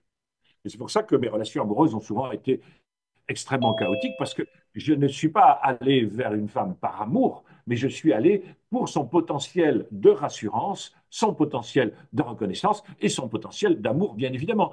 Mais ça n'est pas l'amour qui a gouverné ça, c'est la fuite de la détresse infantile. Ça me permettait tout simplement de diminuer ma dose d'angoisse comme un enfant qui jouerait au parc et qui de temps en temps regarde si maman est là. Maman est là, il joue et il est totalement détendu et puis il s'amuse. Il fait ce qu'il veut. Et tout d'un coup, il se retourne et maman n'est plus là. Et donc là, l'angoisse monte et il ne peut plus jouer. Et bien moi, j'étais à ce niveau-là alors que j'avais déjà 50 ans. Ça a été un drame et en même temps une liberté. Ça veut dire que le logiciel qu'on a dans la matinée de notre vie, c'est une solution. Mais dans l'après-midi de notre vie, c'est un problème. Et Jung disait très bien un truc, il dit ce que dans la matinée de notre vie, nous sommes allés chercher à l'extérieur, il nous faudra, dans l'après-midi de notre vie, aller le chercher à l'intérieur. Et c'est là où on voit en fait comment on va pouvoir basculer. Alors, vous savez qu'à l'intérieur de nous, on a trois accords majeurs dans mon monde, hein. Après, je crois que c'est un peu plus que dans mon monde, mais quand même. Alors, on a premier accord majeur, ce qu'on appelle la fierté, qui n'a rien à voir avec l'orgueil ou se la péter, mais juste être fier de soi, ça veut dire en fait que on se sent bien avec ce qu'on a fait, avec nos comportements, avec nos attitudes. Alors si on demande au premier logiciel, celui qu'on a mis en place dans les tout premières années de notre vie, celui qui se trouve dans la boîte noire, on lui dit, écoute, on va l'appeler Bernardo. Moi, mon inconscient s'appelle Bernardo. Parce que j'ai toujours aimé Zorro parce qu'il est courageux. Hein, tu vois, donc, tu vois, le truc, ça continue. Hein. Et donc, le truc, c'est, je lui dis, ben, moi, je vais me sentir fier. Si j'ai le logiciel de survie, mon logiciel de survie, Bernardo, il va dire, OK, je vais chercher ça. Alors, comment est-ce que le logiciel de survie va chercher ça? À l'extérieur. Sous quelle forme? Ben, sous forme de reconnaissance. C'est-à-dire, il va attendre que l'environnement apporte sa reconnaissance pour nourrir l'accord majeur de se sentir fier. Lorsque on commence à comprendre ces notions du vide, du plein, de la liberté, etc., on se dit, ouais, ben ouais, ben alors attends, c'est toujours les autres qui doivent fournir ça. Ah ben en situation de dépendance, oui, bien évidemment. Comme on dit, quand on n'a pas de jardin, ben, on est un peu préoccupé par l'heure d'ouverture des magasins. Donc, ou de potager, on va dire. Et donc, le truc, c'est que quand on commence à passer le cap, et puis le cap, c'est quoi? C'est souvent la quarantaine, la crise de la quarantaine, qui est en fait un défaut. La crise, c'est quoi? La crise nous informe que nous sommes en résistance face à un changement nécessaire. C'est ça la définition d'une crise. Bon. Eh bien, la crise de la quarantaine, il y a un changement nécessaire de logiciel. Il est tout à fait normal que les 2 fois premières 20 années de notre vie, on soit dans un logiciel de survie. Et donc, notre inconscient, lui, dit, OK, j'ai besoin de me sentir, moi, je me dis, j'ai besoin de me sentir fier. Avec notre logiciel de survie, on va chercher ça à l'extérieur, en jouant le mec courageux, en machin, où chacun a son personnage. Lorsqu'on bascule dans la deuxième partie de notre vie, et qu'on va basculer dans un logiciel non pas de survie, mais de vie, on va sortir du personnage pour rentrer dans notre identité profonde. On va sortir du jeu pour rentrer dans le moi profond, dans sa globalité. Bon. Donc le moi, mon identité, mon âme. Eh bien, je vais toujours dire, puisque je suis venu sur Terre, moi, mon corps a besoin de ressentir de la fierté. OK. Comment on fait d'habitude, Maurice? Alors, ben, on va chercher ça à l'extérieur. Donc, qu'est-ce qu'il faut faire? Tu fais ton clown et puis tu obtiendras ta dose de reconnaissance. Va faire une conférence en Belgique, tu verras, les gens vont t'applaudir à la fin, machin, etc. Ah, super, je suis fier de moi. OK. Oui, mais moi, j'en ai marre. En fait, je voudrais bien aussi être fier de moi. Mais par moi-même. C'est-à-dire qu'un logiciel d'autonomie, non plus un logiciel de dépendance. Donc, le logiciel d'autonomie, eh bien, on va commencer à réorienter. On va dire, ben, j'ai fait une conférence en Belgique, les gens, ils ont applaudi, ils ont dit c'était super. Mais quand je suis rentré par le train ou par l'avion, eh bien, je suis allé voir à l'intérieur et je me suis dit, mais Daniel, d'accord, tu as été reconnu, mais toi, est-ce que tu es satisfait?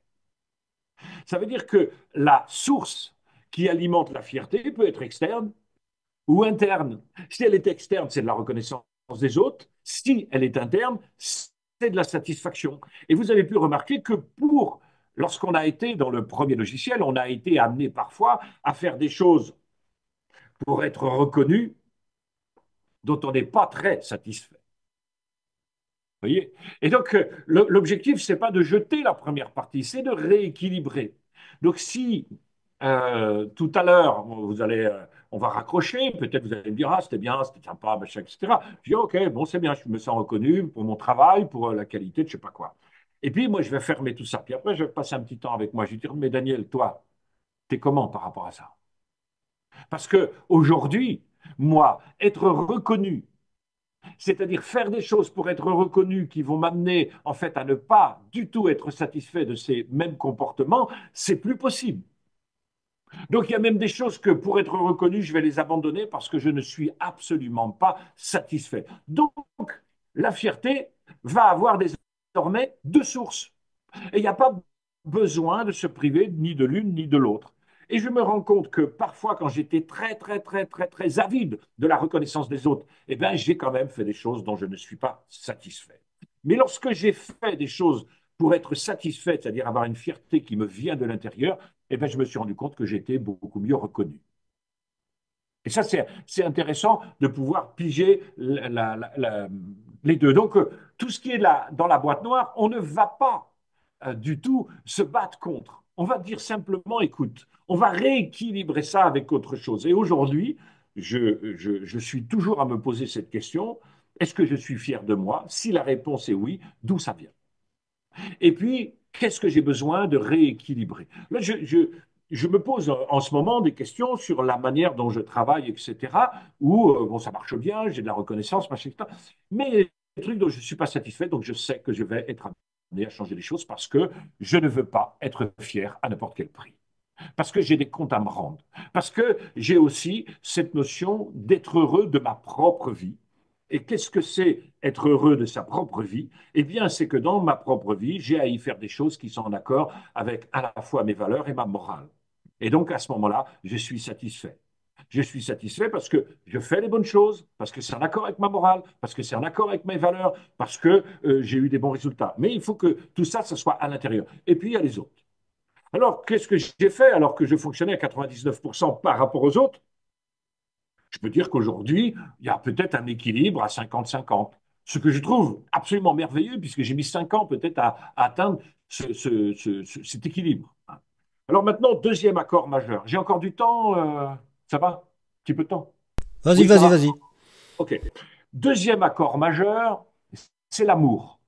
Voilà. Donc ça veut dire qu'on a trois accords majeurs. Le premier, la fierté. Le deuxième, l'amour. Alors je demande à mon logiciel, la boîte noire, Bernardo, va me chercher de l'amour. Alors lui, il va aller chercher quoi? La considération des autres. Il va aller chercher l'amour des autres. J'ai fait ça. Mais si vous saviez, j'ai tellement fait ça que j'ai fait des choses dont je ne suis pas satisfait. J'ai même des choses que j'ose pas dire, tellement j'ai perdu de la fierté dans mes actions pour pouvoir obtenir l'amour des autres. Et en même temps, j'ai fait des choses pour être aimé des autres qui ont fait baisser l'amour que moi j'ai pour moi-même.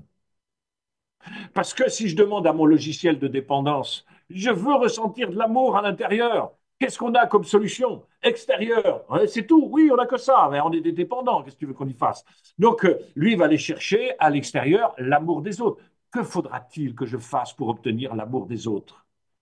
Alors, je me suis dit, mais c'est quand même fou. J'ai passé ma vie à construire un personnage qui pouvait séduire la femme qui pouvait m'aimer aussi. Bon.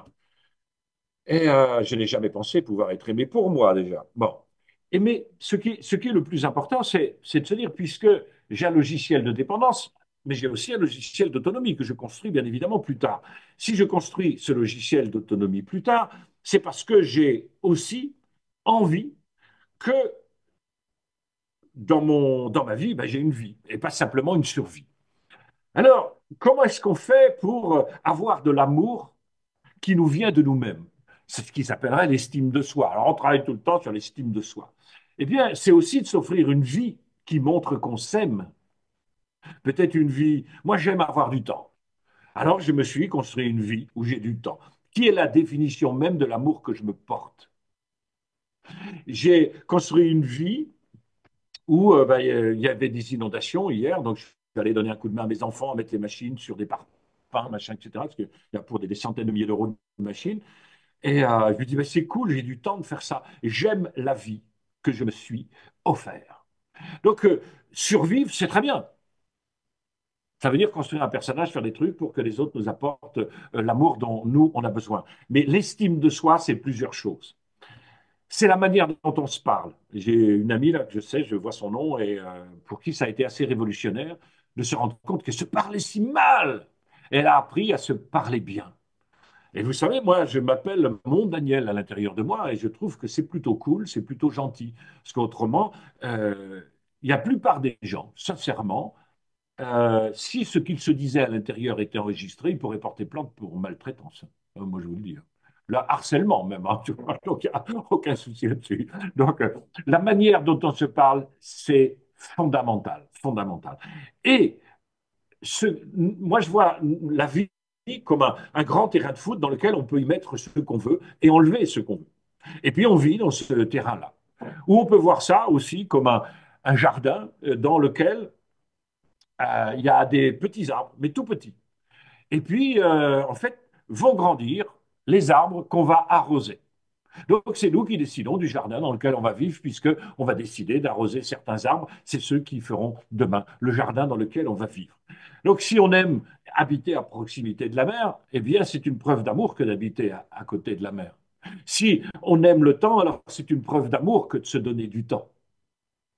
Si on aime bien manger, c'est une preuve d'amour. Donc l'estime de soi, elle se voit dans la manière dont on se parle, et elle se voit aussi dans la manière dont on s'offre la vie, qui montre à quel point on s'aime, comme si on offrait à sa chérie ou à son chéri la plus belle des vies, parce qu'on l'adore, parce qu'on l'aime, et on a tellement envie qu'il soit heureux de cette vie. Donc ça, c'est la preuve aussi qu'on a investi, non pas simplement dans l'amour qu'on pourrait nous donner, mais aussi dans l'amour que nous, on se donne. Et on va se rendre compte que quand on a un potager, ben, on s'en fout un peu de l'heure d'ouverture des magasins. Donc ça veut dire que oui, on va sans doute, pour s'occuper de son jardin, pour s'occuper de soi-même, eh bien, on va sans doute perdre aussi de l'amour de certaines personnes. Ben, c'est OK. Et c'est moins grave de perdre l'amour de certaines personnes quand on est capable de s'offrir une belle vie. Si on a une vie qui n'est pas chouette parce qu'on n'a pas pris le temps de s'offrir une belle vie et qu'on est heureux ou qu'on se sent aimé ou on ressent de l'amour à l'intérieur de nous, que quand on est aimé par quelqu'un d'autre, ben on va passer tout son temps à faire quoi?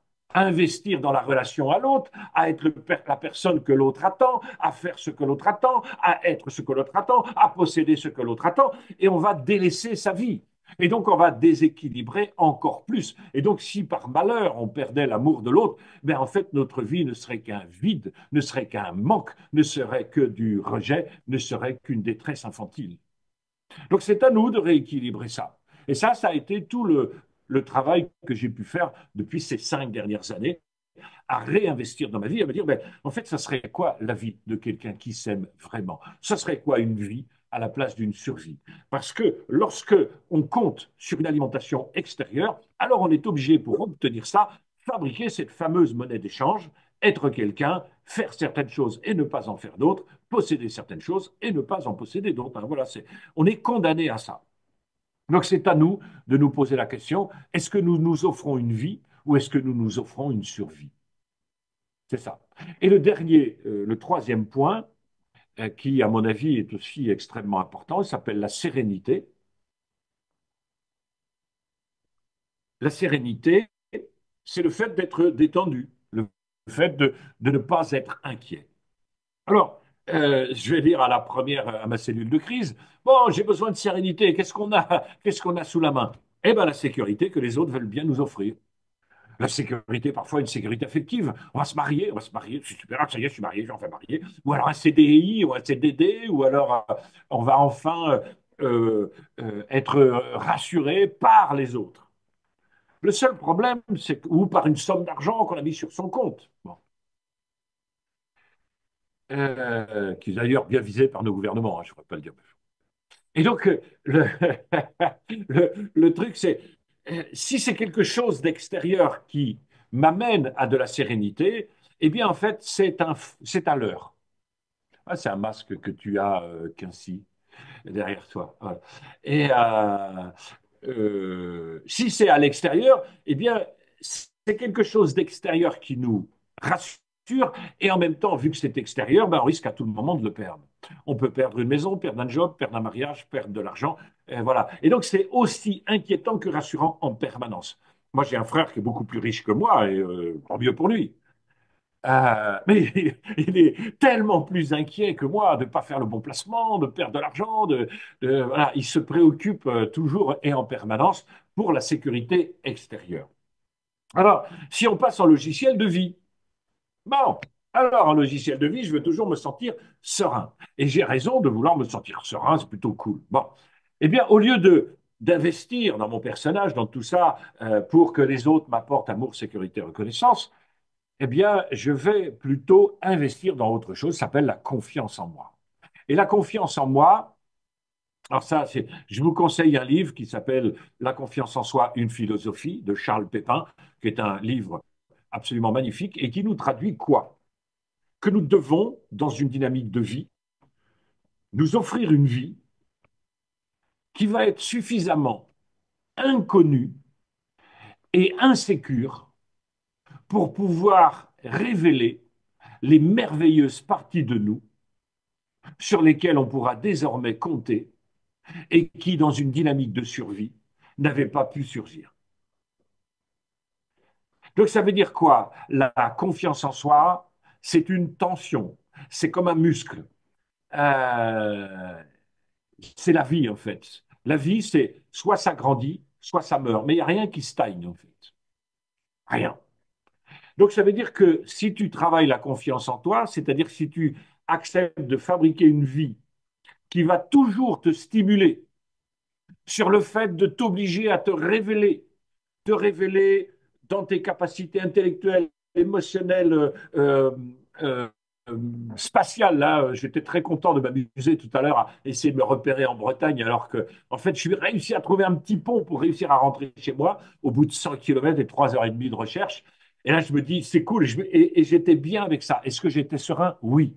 Parce que j'ai l'habitude de mettre dans ma vie suffisamment d'insécurité et d'inconnu pour que je puisse stimuler des parties de moi à venir collaborer avec moi, alors que ces parties-là, je ne les connaissais pas du tout. Donc la confiance en soi, c'est la confiance en quelque chose qui émergera grâce au fait d'avoir mis de côté toute forme de sécurité extérieure. Je ne dis pas qu'il faut se mettre dans l'insécurité, mais garder toujours ce terrain d'entraînement. De la même manière, moi je vais à la salle de sport tous les 2 jours, et je sais très bien que si par exemple je pousse 100 kilos, bon, ben, mes muscles vont rester les mêmes.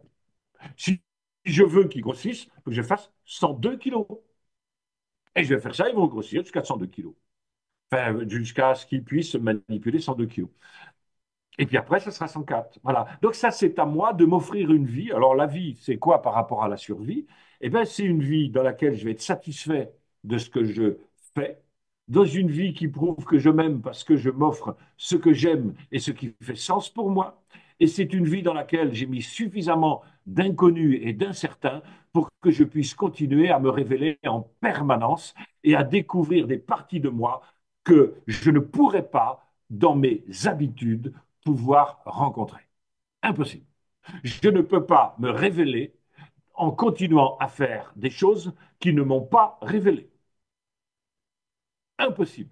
Donc, se rencontrer, c'est aussi ça. Il y a un deuxième livre de Charles Pépin qui s'appelle La rencontre.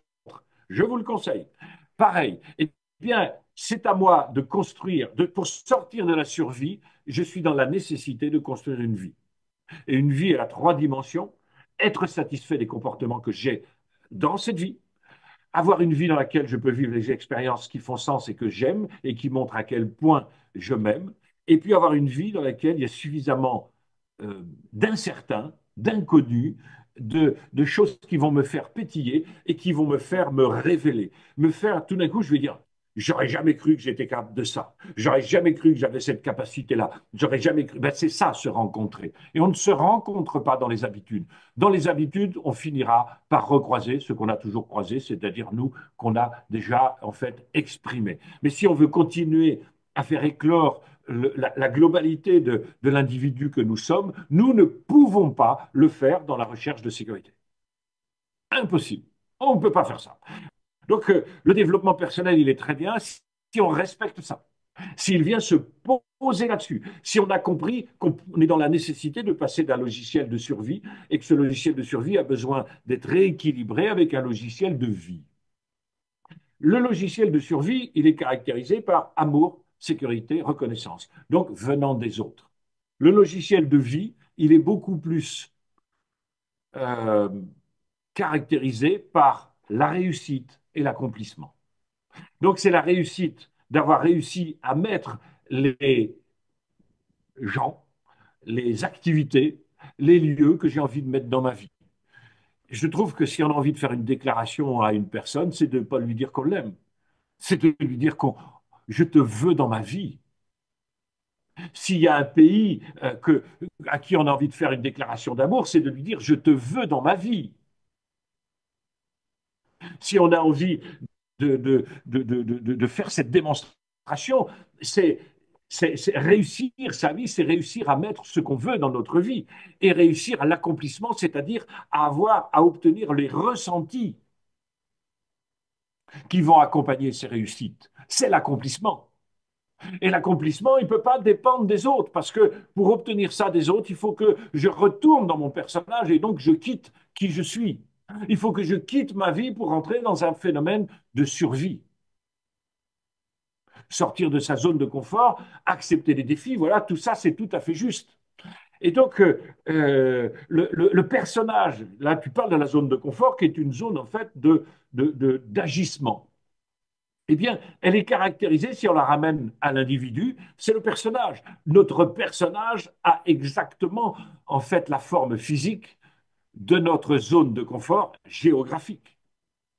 C'est la même chose, sauf que c'est à un moment donné, il y en a un qui est dans le faire et l'autre qui est dans l'être. Donc c'est là où on va avoir une clé pour passer de l'un à l'autre. Il me reste un petit peu de temps, je peux continuer? On va vers la conclusion parce que je voudrais qu'il y ait un petit temps d'échange, si tu veux bien. Alors c'est très bien. On pourra en faire d'autres parce qu'il y a tellement de choses à dire, mais je voudrais vous dire une chose, c'est que un jour je suis ici, et puis je ne sais pas si je l'ai ici là. Ouais. Ah.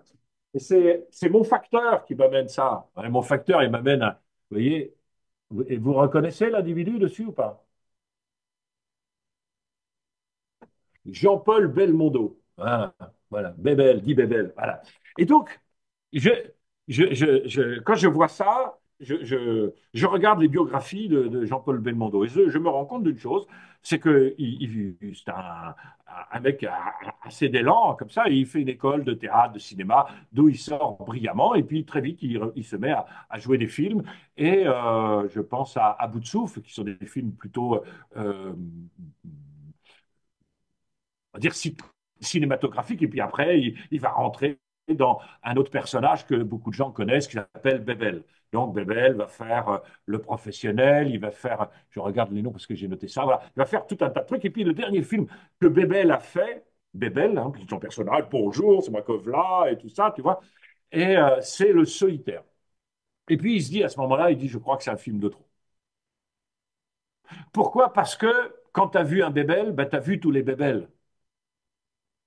Quand tu as vu un film, quelqu'un me dit ah, bah tiens, je suis allé voir le dernier Belmondo. Alors, qu'est-ce que t'en as pensé?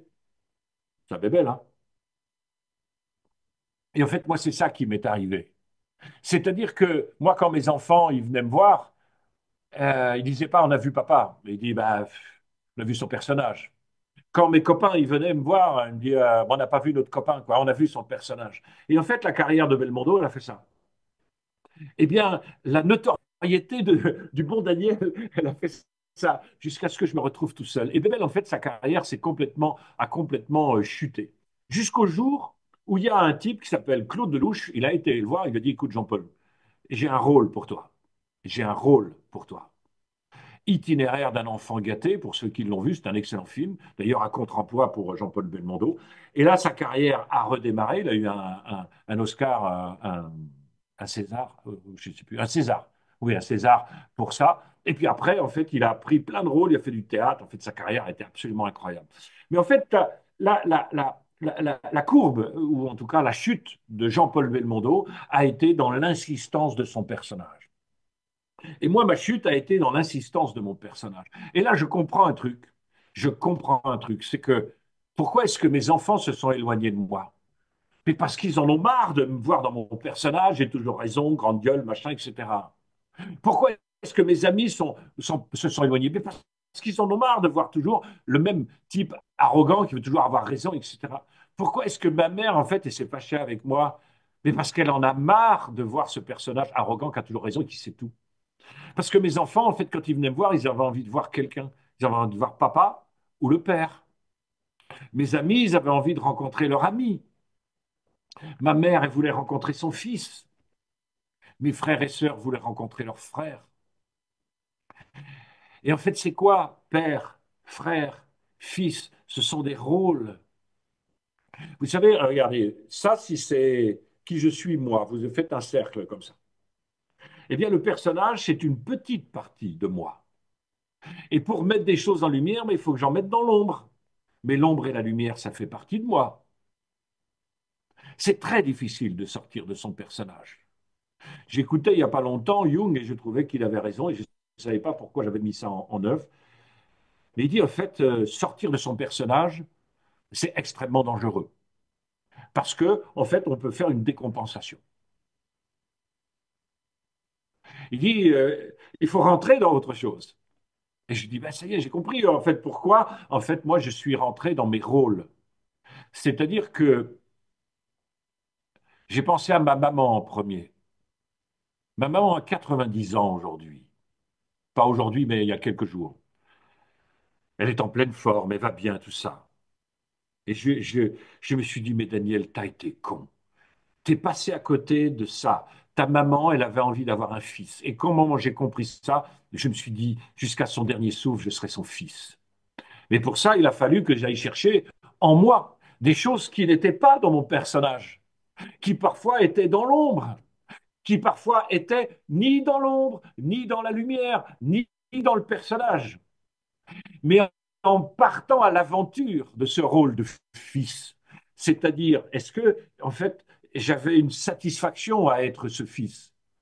Ouais, j'étais fier de moi. Est-ce que m'offrir dans ma vie le rôle de fils, est-ce que c'était de l'amour pour moi? Oh mon Dieu que oui. Est-ce qu'en partant à l'aventure de ce rôle de fils, je me trouvais à être dans une zone inconnue, incertaine, où il m'a fallu en fait me faire confiance et voir apparaître des parties de moi qui allaient se mettre au service de ce rôle de fils.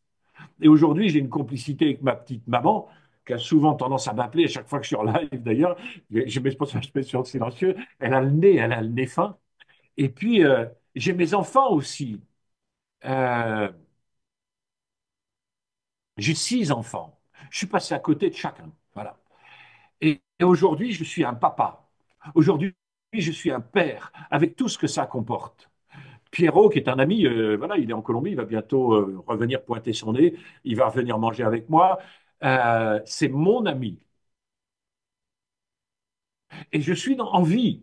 Et donc, moi, je veux être son ami. Et donc, ça nécessite un rôle. Être l'ami de Pierrot, c'est pas rien. Moi, je veux m'offrir ça dans ma vie. C'est un cadeau que je me fais.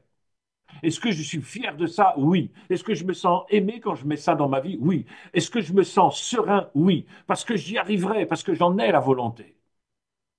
Donc, ce qui est l'antidote au personnage, qui est en fait la monnaie d'échange dans une dynamique de dépendance, de survie qu'on envoie aux autres pour qu'eux nous envoient de l'amour, de la sécurité, de la reconnaissance, parce que ça nous semble être la seule piste pour ressentir de la fierté, de l'amour ou de la sérénité. Il existe une autre piste.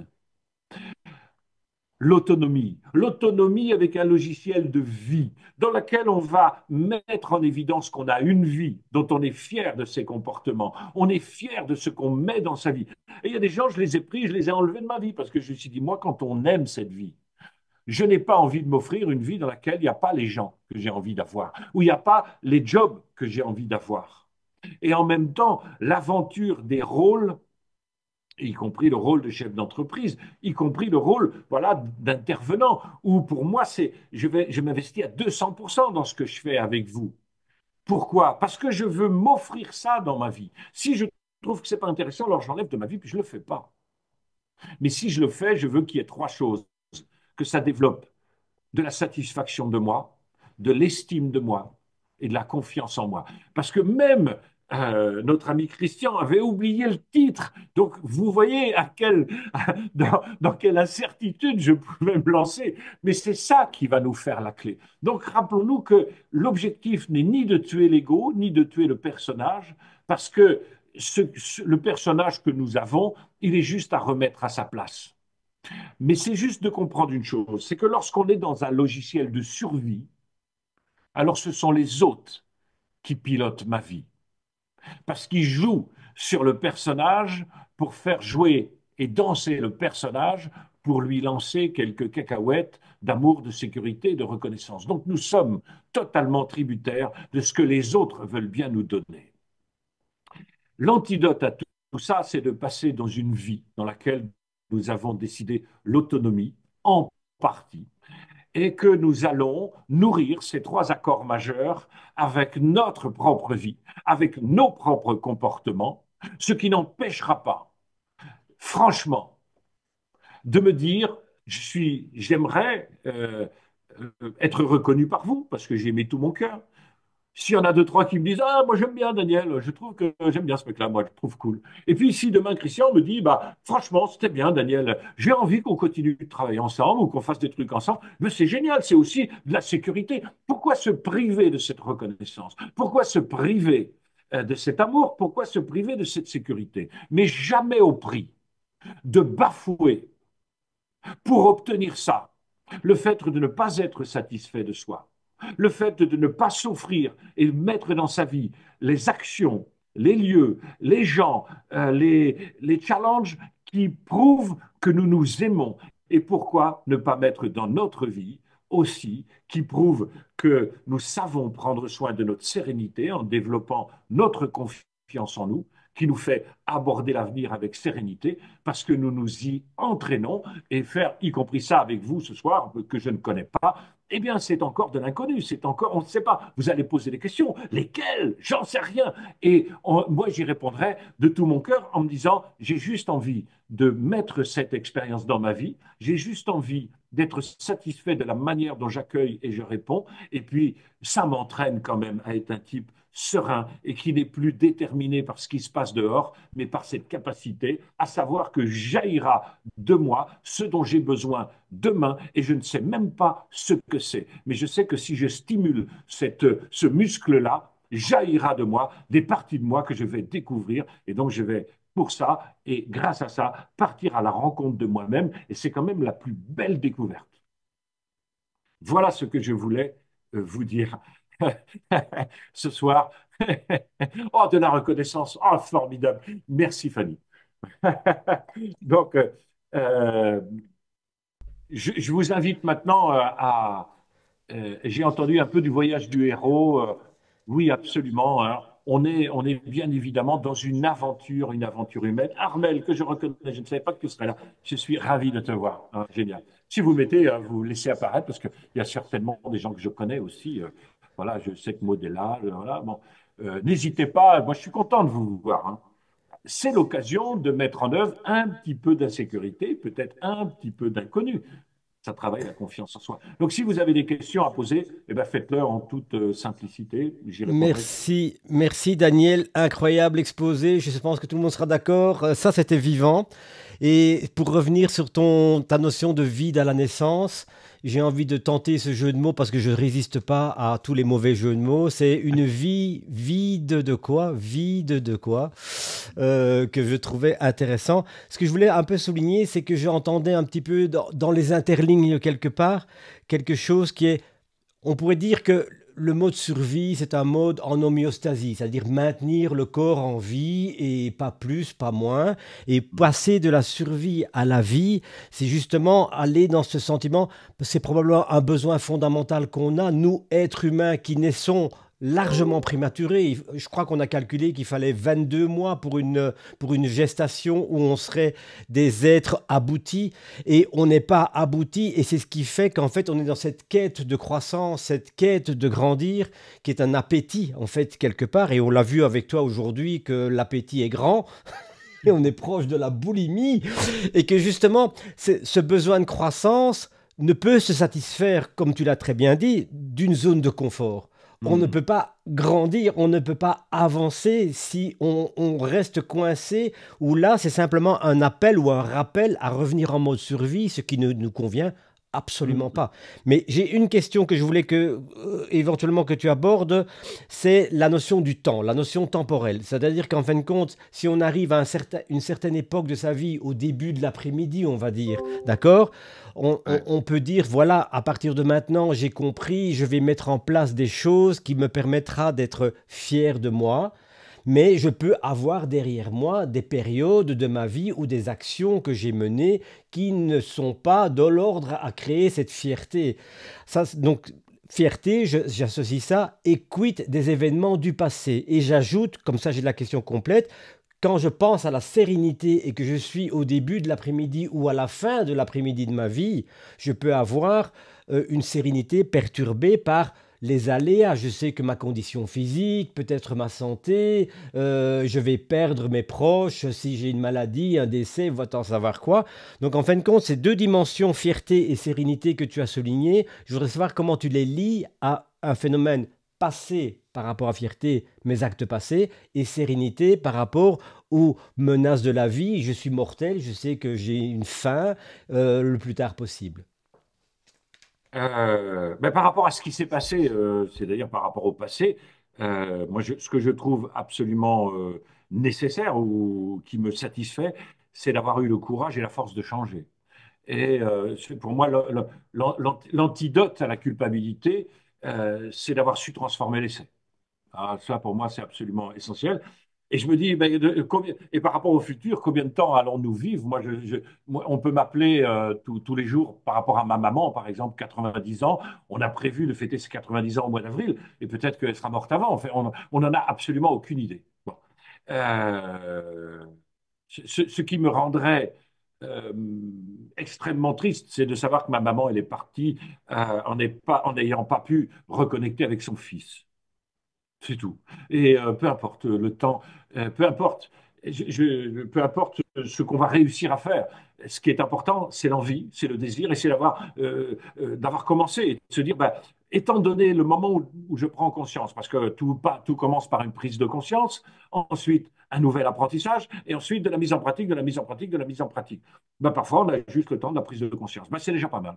Voilà. Donc, c'est pas ce que j'aurais pu faire si j'avais eu plus de temps. Mais c'est étant donné le temps dont je dispose, c'est ce que je fais réellement maintenant. Et je me souviens d'une de mes filles qui me disait, à chaque fois que je partais faire des formations, ou je partais souvent, elle me disait, papa, s'il te plaît, ramène-moi un cadeau. Et moi, je ne suis pas cadeau, donc chaque fois, elle me dit, ouais, tu m'as ramené un truc, je dis, oh, je n'ai rien trouvé, machin, etc. Et je repense à ça 25 ans plus tard. Et ça me fend le cœur. Et je suis dans le nord, là-bas, et je me dis, ah, il faudrait que je lui ramène un cadeau. Et puis, je ne trouve pas de cadeau. Sincèrement, je ne trouve pas de cadeau, mais c'est normal parce que moi, je cherchais un truc qui pouvait lui rendre service. Et après, je suis quelques semaines plus tard à Saint-Goustan. Euh, c'est une petite cité au bord de la mer. Et là, je dis, je m'en fous totalement de ce que je trouve. Donc, j'achète une petite tasse Saint-Goustan. Et euh, je prends cette tasse et je la ramène à ma fille. Et je lui dis, je t'ai ramené un cadeau. J'ai mis 25 ans à comprendre ce que tu me demandais. Et, euh, et après, j'en discute avec un de ses frères, donc un de mes fils. J'ai dit, tiens, j'ai fait ça pour Camille et tout ça. Elle m'a dit, ah, écoute, on n'en peut plus de ta tasse. Elle en parle tous les jours. Voilà. Et en fait, peu importe, au moment où tu prends conscience, au moment où tu peux le faire, fais-le. Voilà. Et toutes ces années ont été effacées. Ça veut dire que combien de gens qui auraient été coincés ah, oui, d'accord, ok. Combien de gens auraient été coincés, restés coincés dans la culpabilité ou dans le fait ou dans la négation en fait du truc en se disant ouais, alors, c'est n'importe quoi. Oui, mais moi je voulais partir à l'aventure d'être un papa, un père et de m'autoriser, y compris à être ridicule. Je savais que je m'en serais sorti, mais cette tasse-là, elle a une importance capitale parce qu'elle est en fait le fruit de trois choses: prise de conscience, apprentissage et action. Tu vois. Donc, on s'en fout. On s'en fout. Mon personnage me disait, fais pas ça. Ça veut dire que tu admets d'avoir tort. Et puis lui, il adore avoir raison. Je lui dis, bah, écoute, je suis désolé, mais moi, ça, c'est un petit garçon à l'intérieur de moi qui a peur de perdre l'amour, de la sécurité, de la reconnaissance. Je dis, écoute, on est en train de construire d'autres dossiers où c'est plus de l'amour, de la sécurité, de la reconnaissance, mais c'est de la satisfaction, c'est de l'estime de soi, c'est de la confiance en soi. Et pour rééquilibrer le dossier qui était quand même sacrément déséquilibré, eh bien, je vais acheter cette tasse, l'offrir à ma fille. Et puis là, je suis repassé ce week-end faire le marché. Je vais ramener des crêpes, j'ai des poules, je vais ramener des œufs. Et il me dit, ah, c'est très gentil, papa. Je dis, ouais, je sais. Et c'est OK. Et c'est à moi que j'ai des comptes à rendre. C'est ça ma réponse. Super, merci. Muriel? Muriel, vas-y, mets ton micro. Oui, oui, bonjour. Merci pour cette belle démonstration, effectivement très dynamique, bien animée et très complète. Au demeurant, moi, là, la dernière partie me gêne un peu sur la partie survie, de passage de la survie à la vie.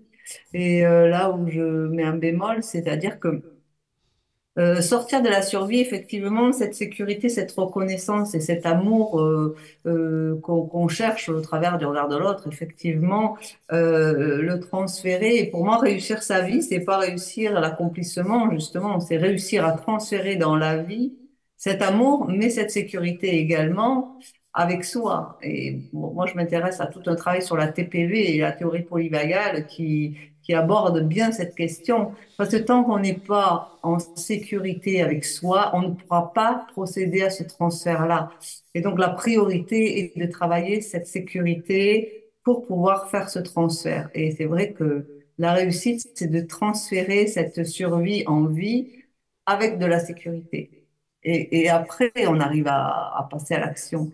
Mais si on ne passe pas à l'action, c'est la fameuse histoire, quand on veut, on peut.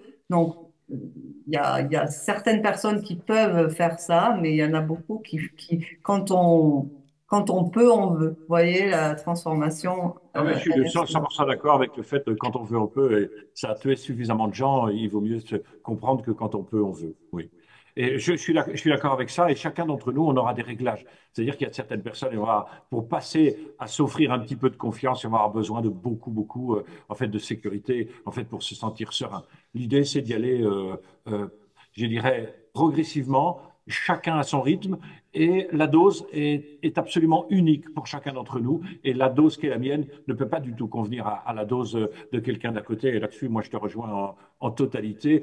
Sinon, tu suis un, un, je dirais, un séminaire d'Anthony Robbins, et puis il te dit, nous sommes tous des vikings, lorsqu'on se lance, on arrive sur l'île, faisons brûler les bateaux, et puis il n'y aura pas de plan B. Ouais, ben, t'en as trois, quatre qui se suicident et qui disaient, bah, on aurait peut-être pu gagner, garder quand même un canoë, quoi, tu vois, parce que ça correspond pas à tout le monde. Je suis parfaitement d'accord avec ça.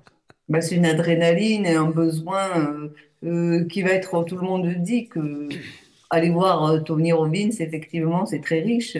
Mais qu'est-ce on en garde des traces? Mais l'énergie qu'on a reçue, elle est éphémère. Elle va pas durer. Elle va durer une semaine, un mois. Mais si on l'entretient pas, elle va mourir. Absolument, absolument, absolument. Sauf si on a ce tempérament profond. Vous parliez d'énéagramme, on peut, selon notre type, j'en ai fait un peu, effectivement développer plus ou moins certaines compétences. Mais on n'est pas à égalité, je pense, dans ce transfert. Voilà. Ben, Merci. on n'a pas, on n'a pas les mêmes, on n'a pas les mêmes équivalences en fait. Voilà. On a tous la possibilité d'y arriver, mais on n'a pas, mais certainement pas avec les mêmes manières de faire.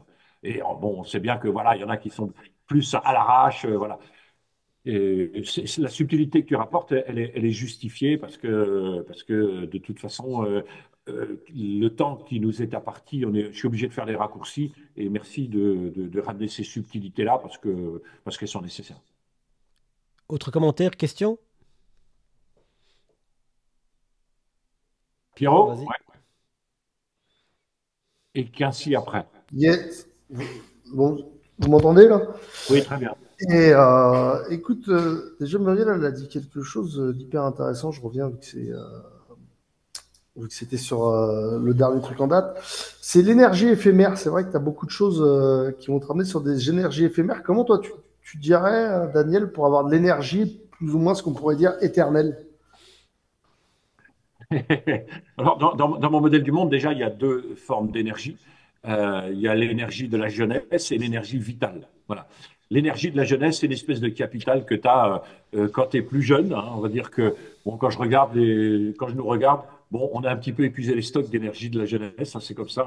Il y a ceux qui n'ont pas mis leurs photos, mais pour les autres, voilà. C'est en dessous de 30 ans, grosso modo, où on ne peut pas faire deux nuits blanches de suite.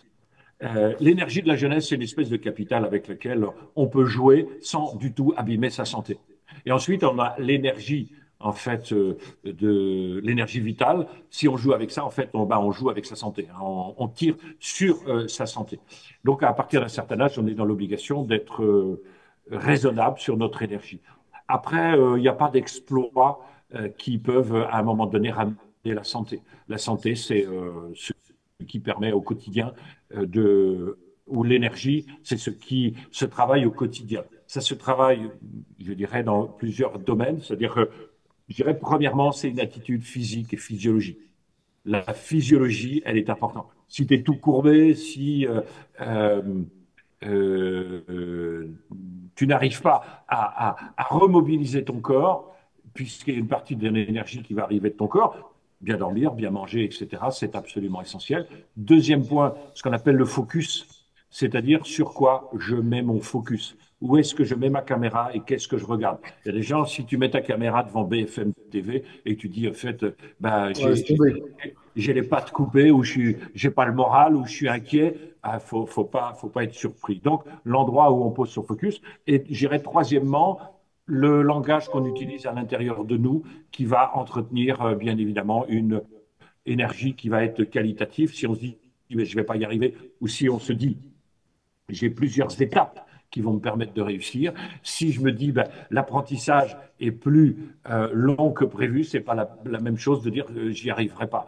L'idée de se dire pourquoi est-ce que ça m'arrive, c'est plus intéressant de pouvoir dire je ne comprends pas toujours la manière dont la vie œuvre pour moi. Tu vois, c'est pas la même chose. C'est-à-dire le langage que tu vas utiliser, le focus que tu vas utiliser, et aussi l'énergie vitale qui se trouve à l'intérieur de ton corps, hein, à l'intérieur de ton corps, eh bien, elle est donnée par ton hygiène de vie qui, elle, bah, c'est pas les bonnes résolutions des 15 premiers jours de janvier. En fait, c'est toute l'année. Donc, la physiologie, le focus, et puis la manière dont tu te parles à l'intérieur.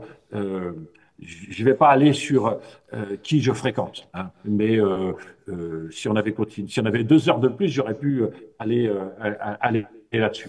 Ouais, c'est le respect commence par soi-même, quoi. C'est ce que tu m'avais dit plus ou Tu moins as l'autre dit, jour. Le respect commence d'abord par soi-même.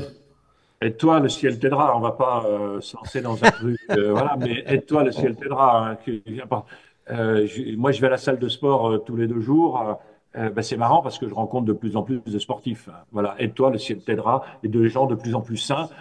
Si tu vas au bistrot, tu vas finir alcoolo. Hein. Moi, je dis pas rien. Hein. Voilà. Euh, Ou alors, c'est que tu tiens le bistrot. Et encore, j'en connais deux, trois patrons de bistrot. Ils n'ont pas fait que servir les autres. Hein. Ou que Voilà. c'est la buvette de la salle de sport, hein.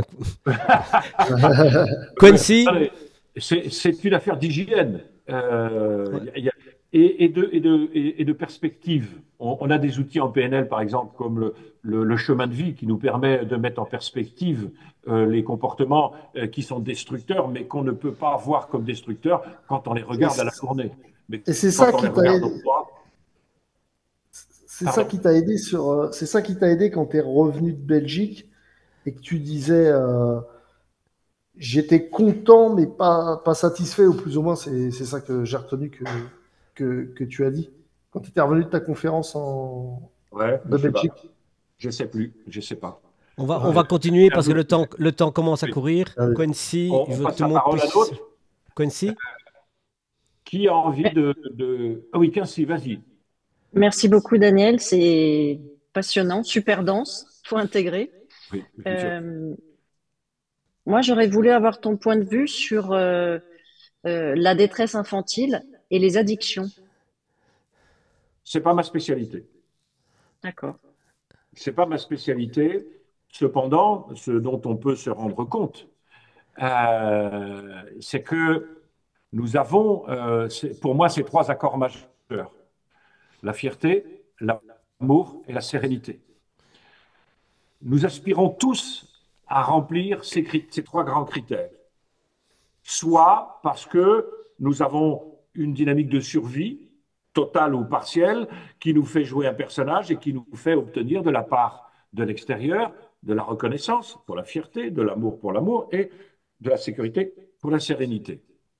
Certaines personnes ont également une vie qui leur permet d'obtenir de la satisfaction, de l'estime de soi et de la confiance en soi. Tout cela allant nourrir nos 3 accords majeurs. Cependant, si ces 3 accords majeurs, malgré les efforts de vie et de survie, ne sont pas remplis, pour ne pas avoir à subir atrocement le manque, alors nous allons mettre en place des stratégies d'évitement et des stratégies de compensation dont on va pouvoir devenir addict.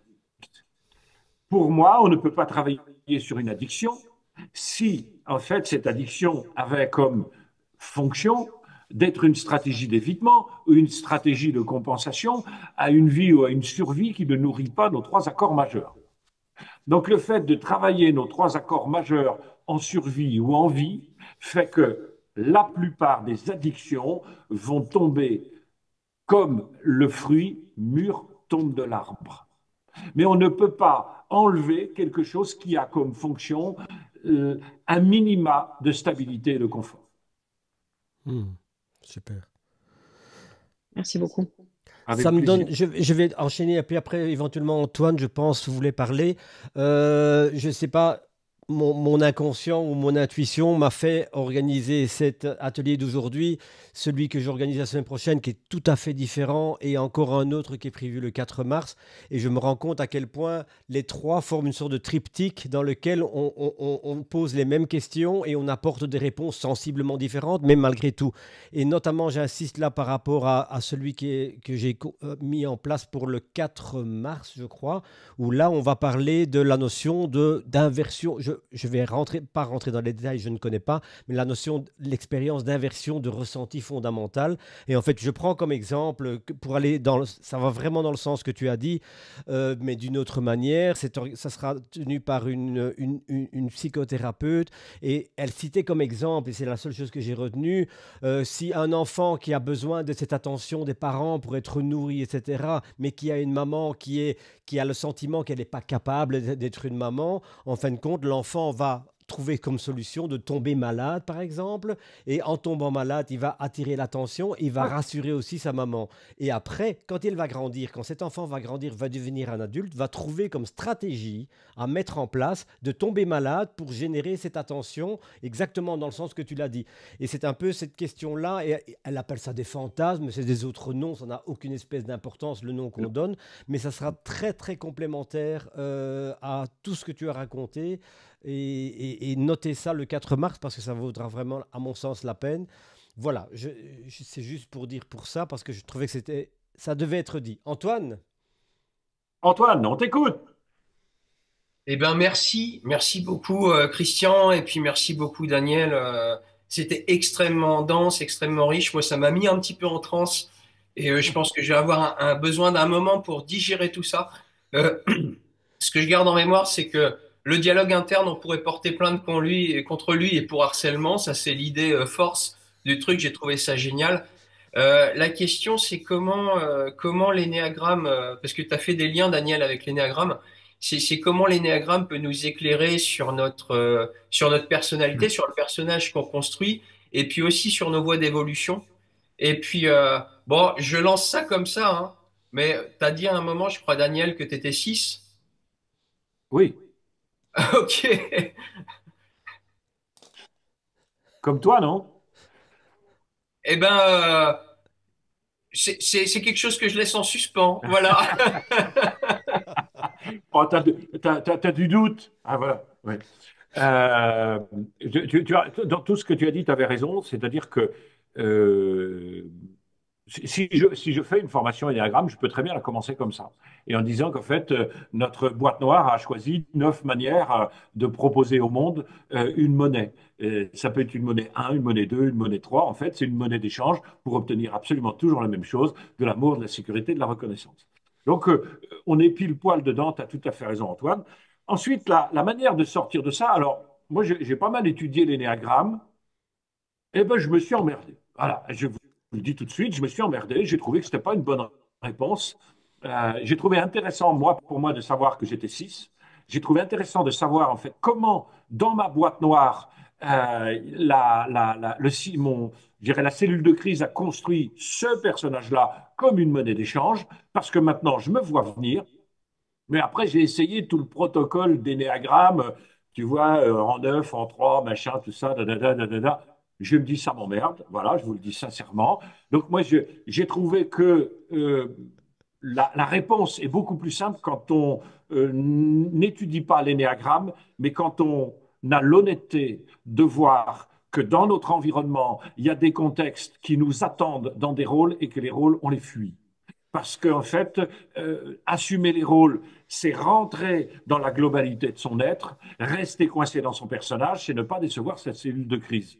Donc l'antidote pour moi à la sclérose du personnage, c'est de rentrer dans les personnages, dans les rôles qui, eux, vont nous amener à explorer le moi, parce que le moi, on ne peut pas l'explorer tout seul.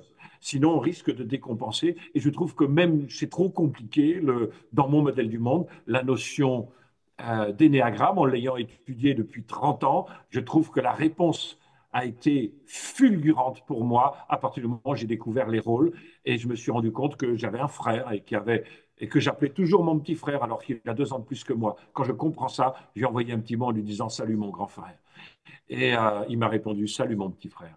Et on avait remis en une phrase, en un SMS, on avait remis les choses à leur place. Et j'avais arrêté d'être dans mon personnage et j'étais rentré dans mon rôle. Et notre relation est plutôt extrêmement sympathique aujourd'hui. Et je peux avoir ça, y compris dans mon village, où dans mon village, je suis un voisin, je ne suis pas un pédagogue, je ne suis pas un formateur, je ne suis pas leur père, je suis un voisin. Et donc, je rentre pleinement dans mon rôle de voisin, y compris quand il y a une fête des voisins où je contribue, machin. Comment est-ce que je vais me servir? Alors, je vais te donner même une petite explication pour moi. Je trouve que les gens qui sont coincés dans leur personnage se servent de la relation, de la situation pour se nourrir, alors que les gens qui ont accepté de rentrer dans leur rôle se servent de leur rôle pour contribuer à la situation. Et c'est ça qui va faire qu'il y en a, c'est toujours ça de prix. Et d'ailleurs, on les entend, c'est toujours ça de prix, c'est toujours ça de prix, c'est toujours ça de prix. Mais moi, j'aime bien cette idée, quand je vais voir ma maman, de me dire, c'est toujours ça de contribuer.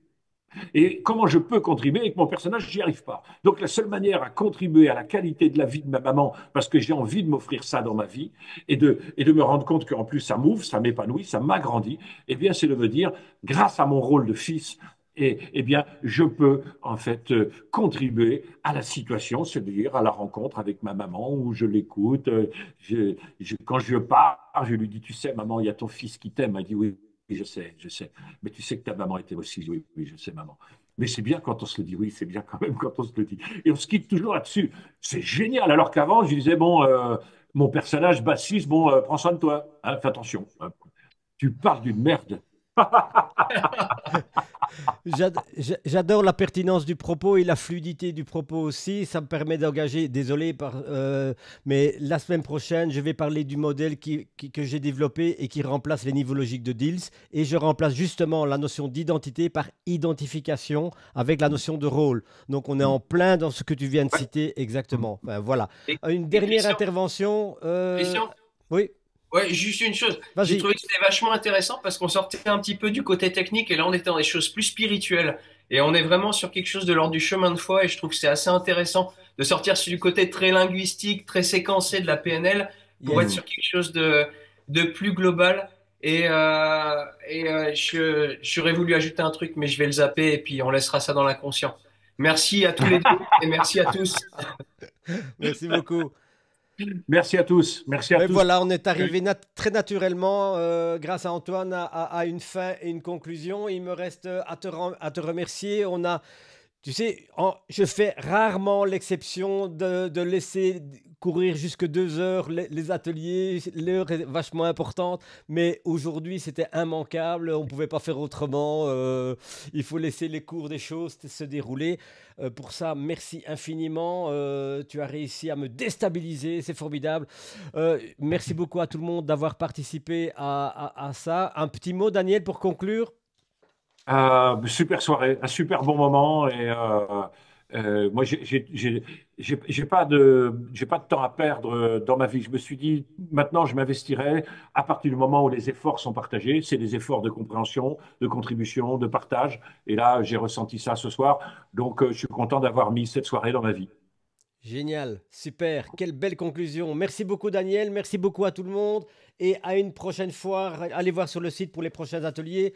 Je pense qu'on se reverra Daniel. Je pense qu'on se reverra Christian. Allez, au revoir, bonne soirée, merci, au revoir. Salut tout le monde, salut tout le monde.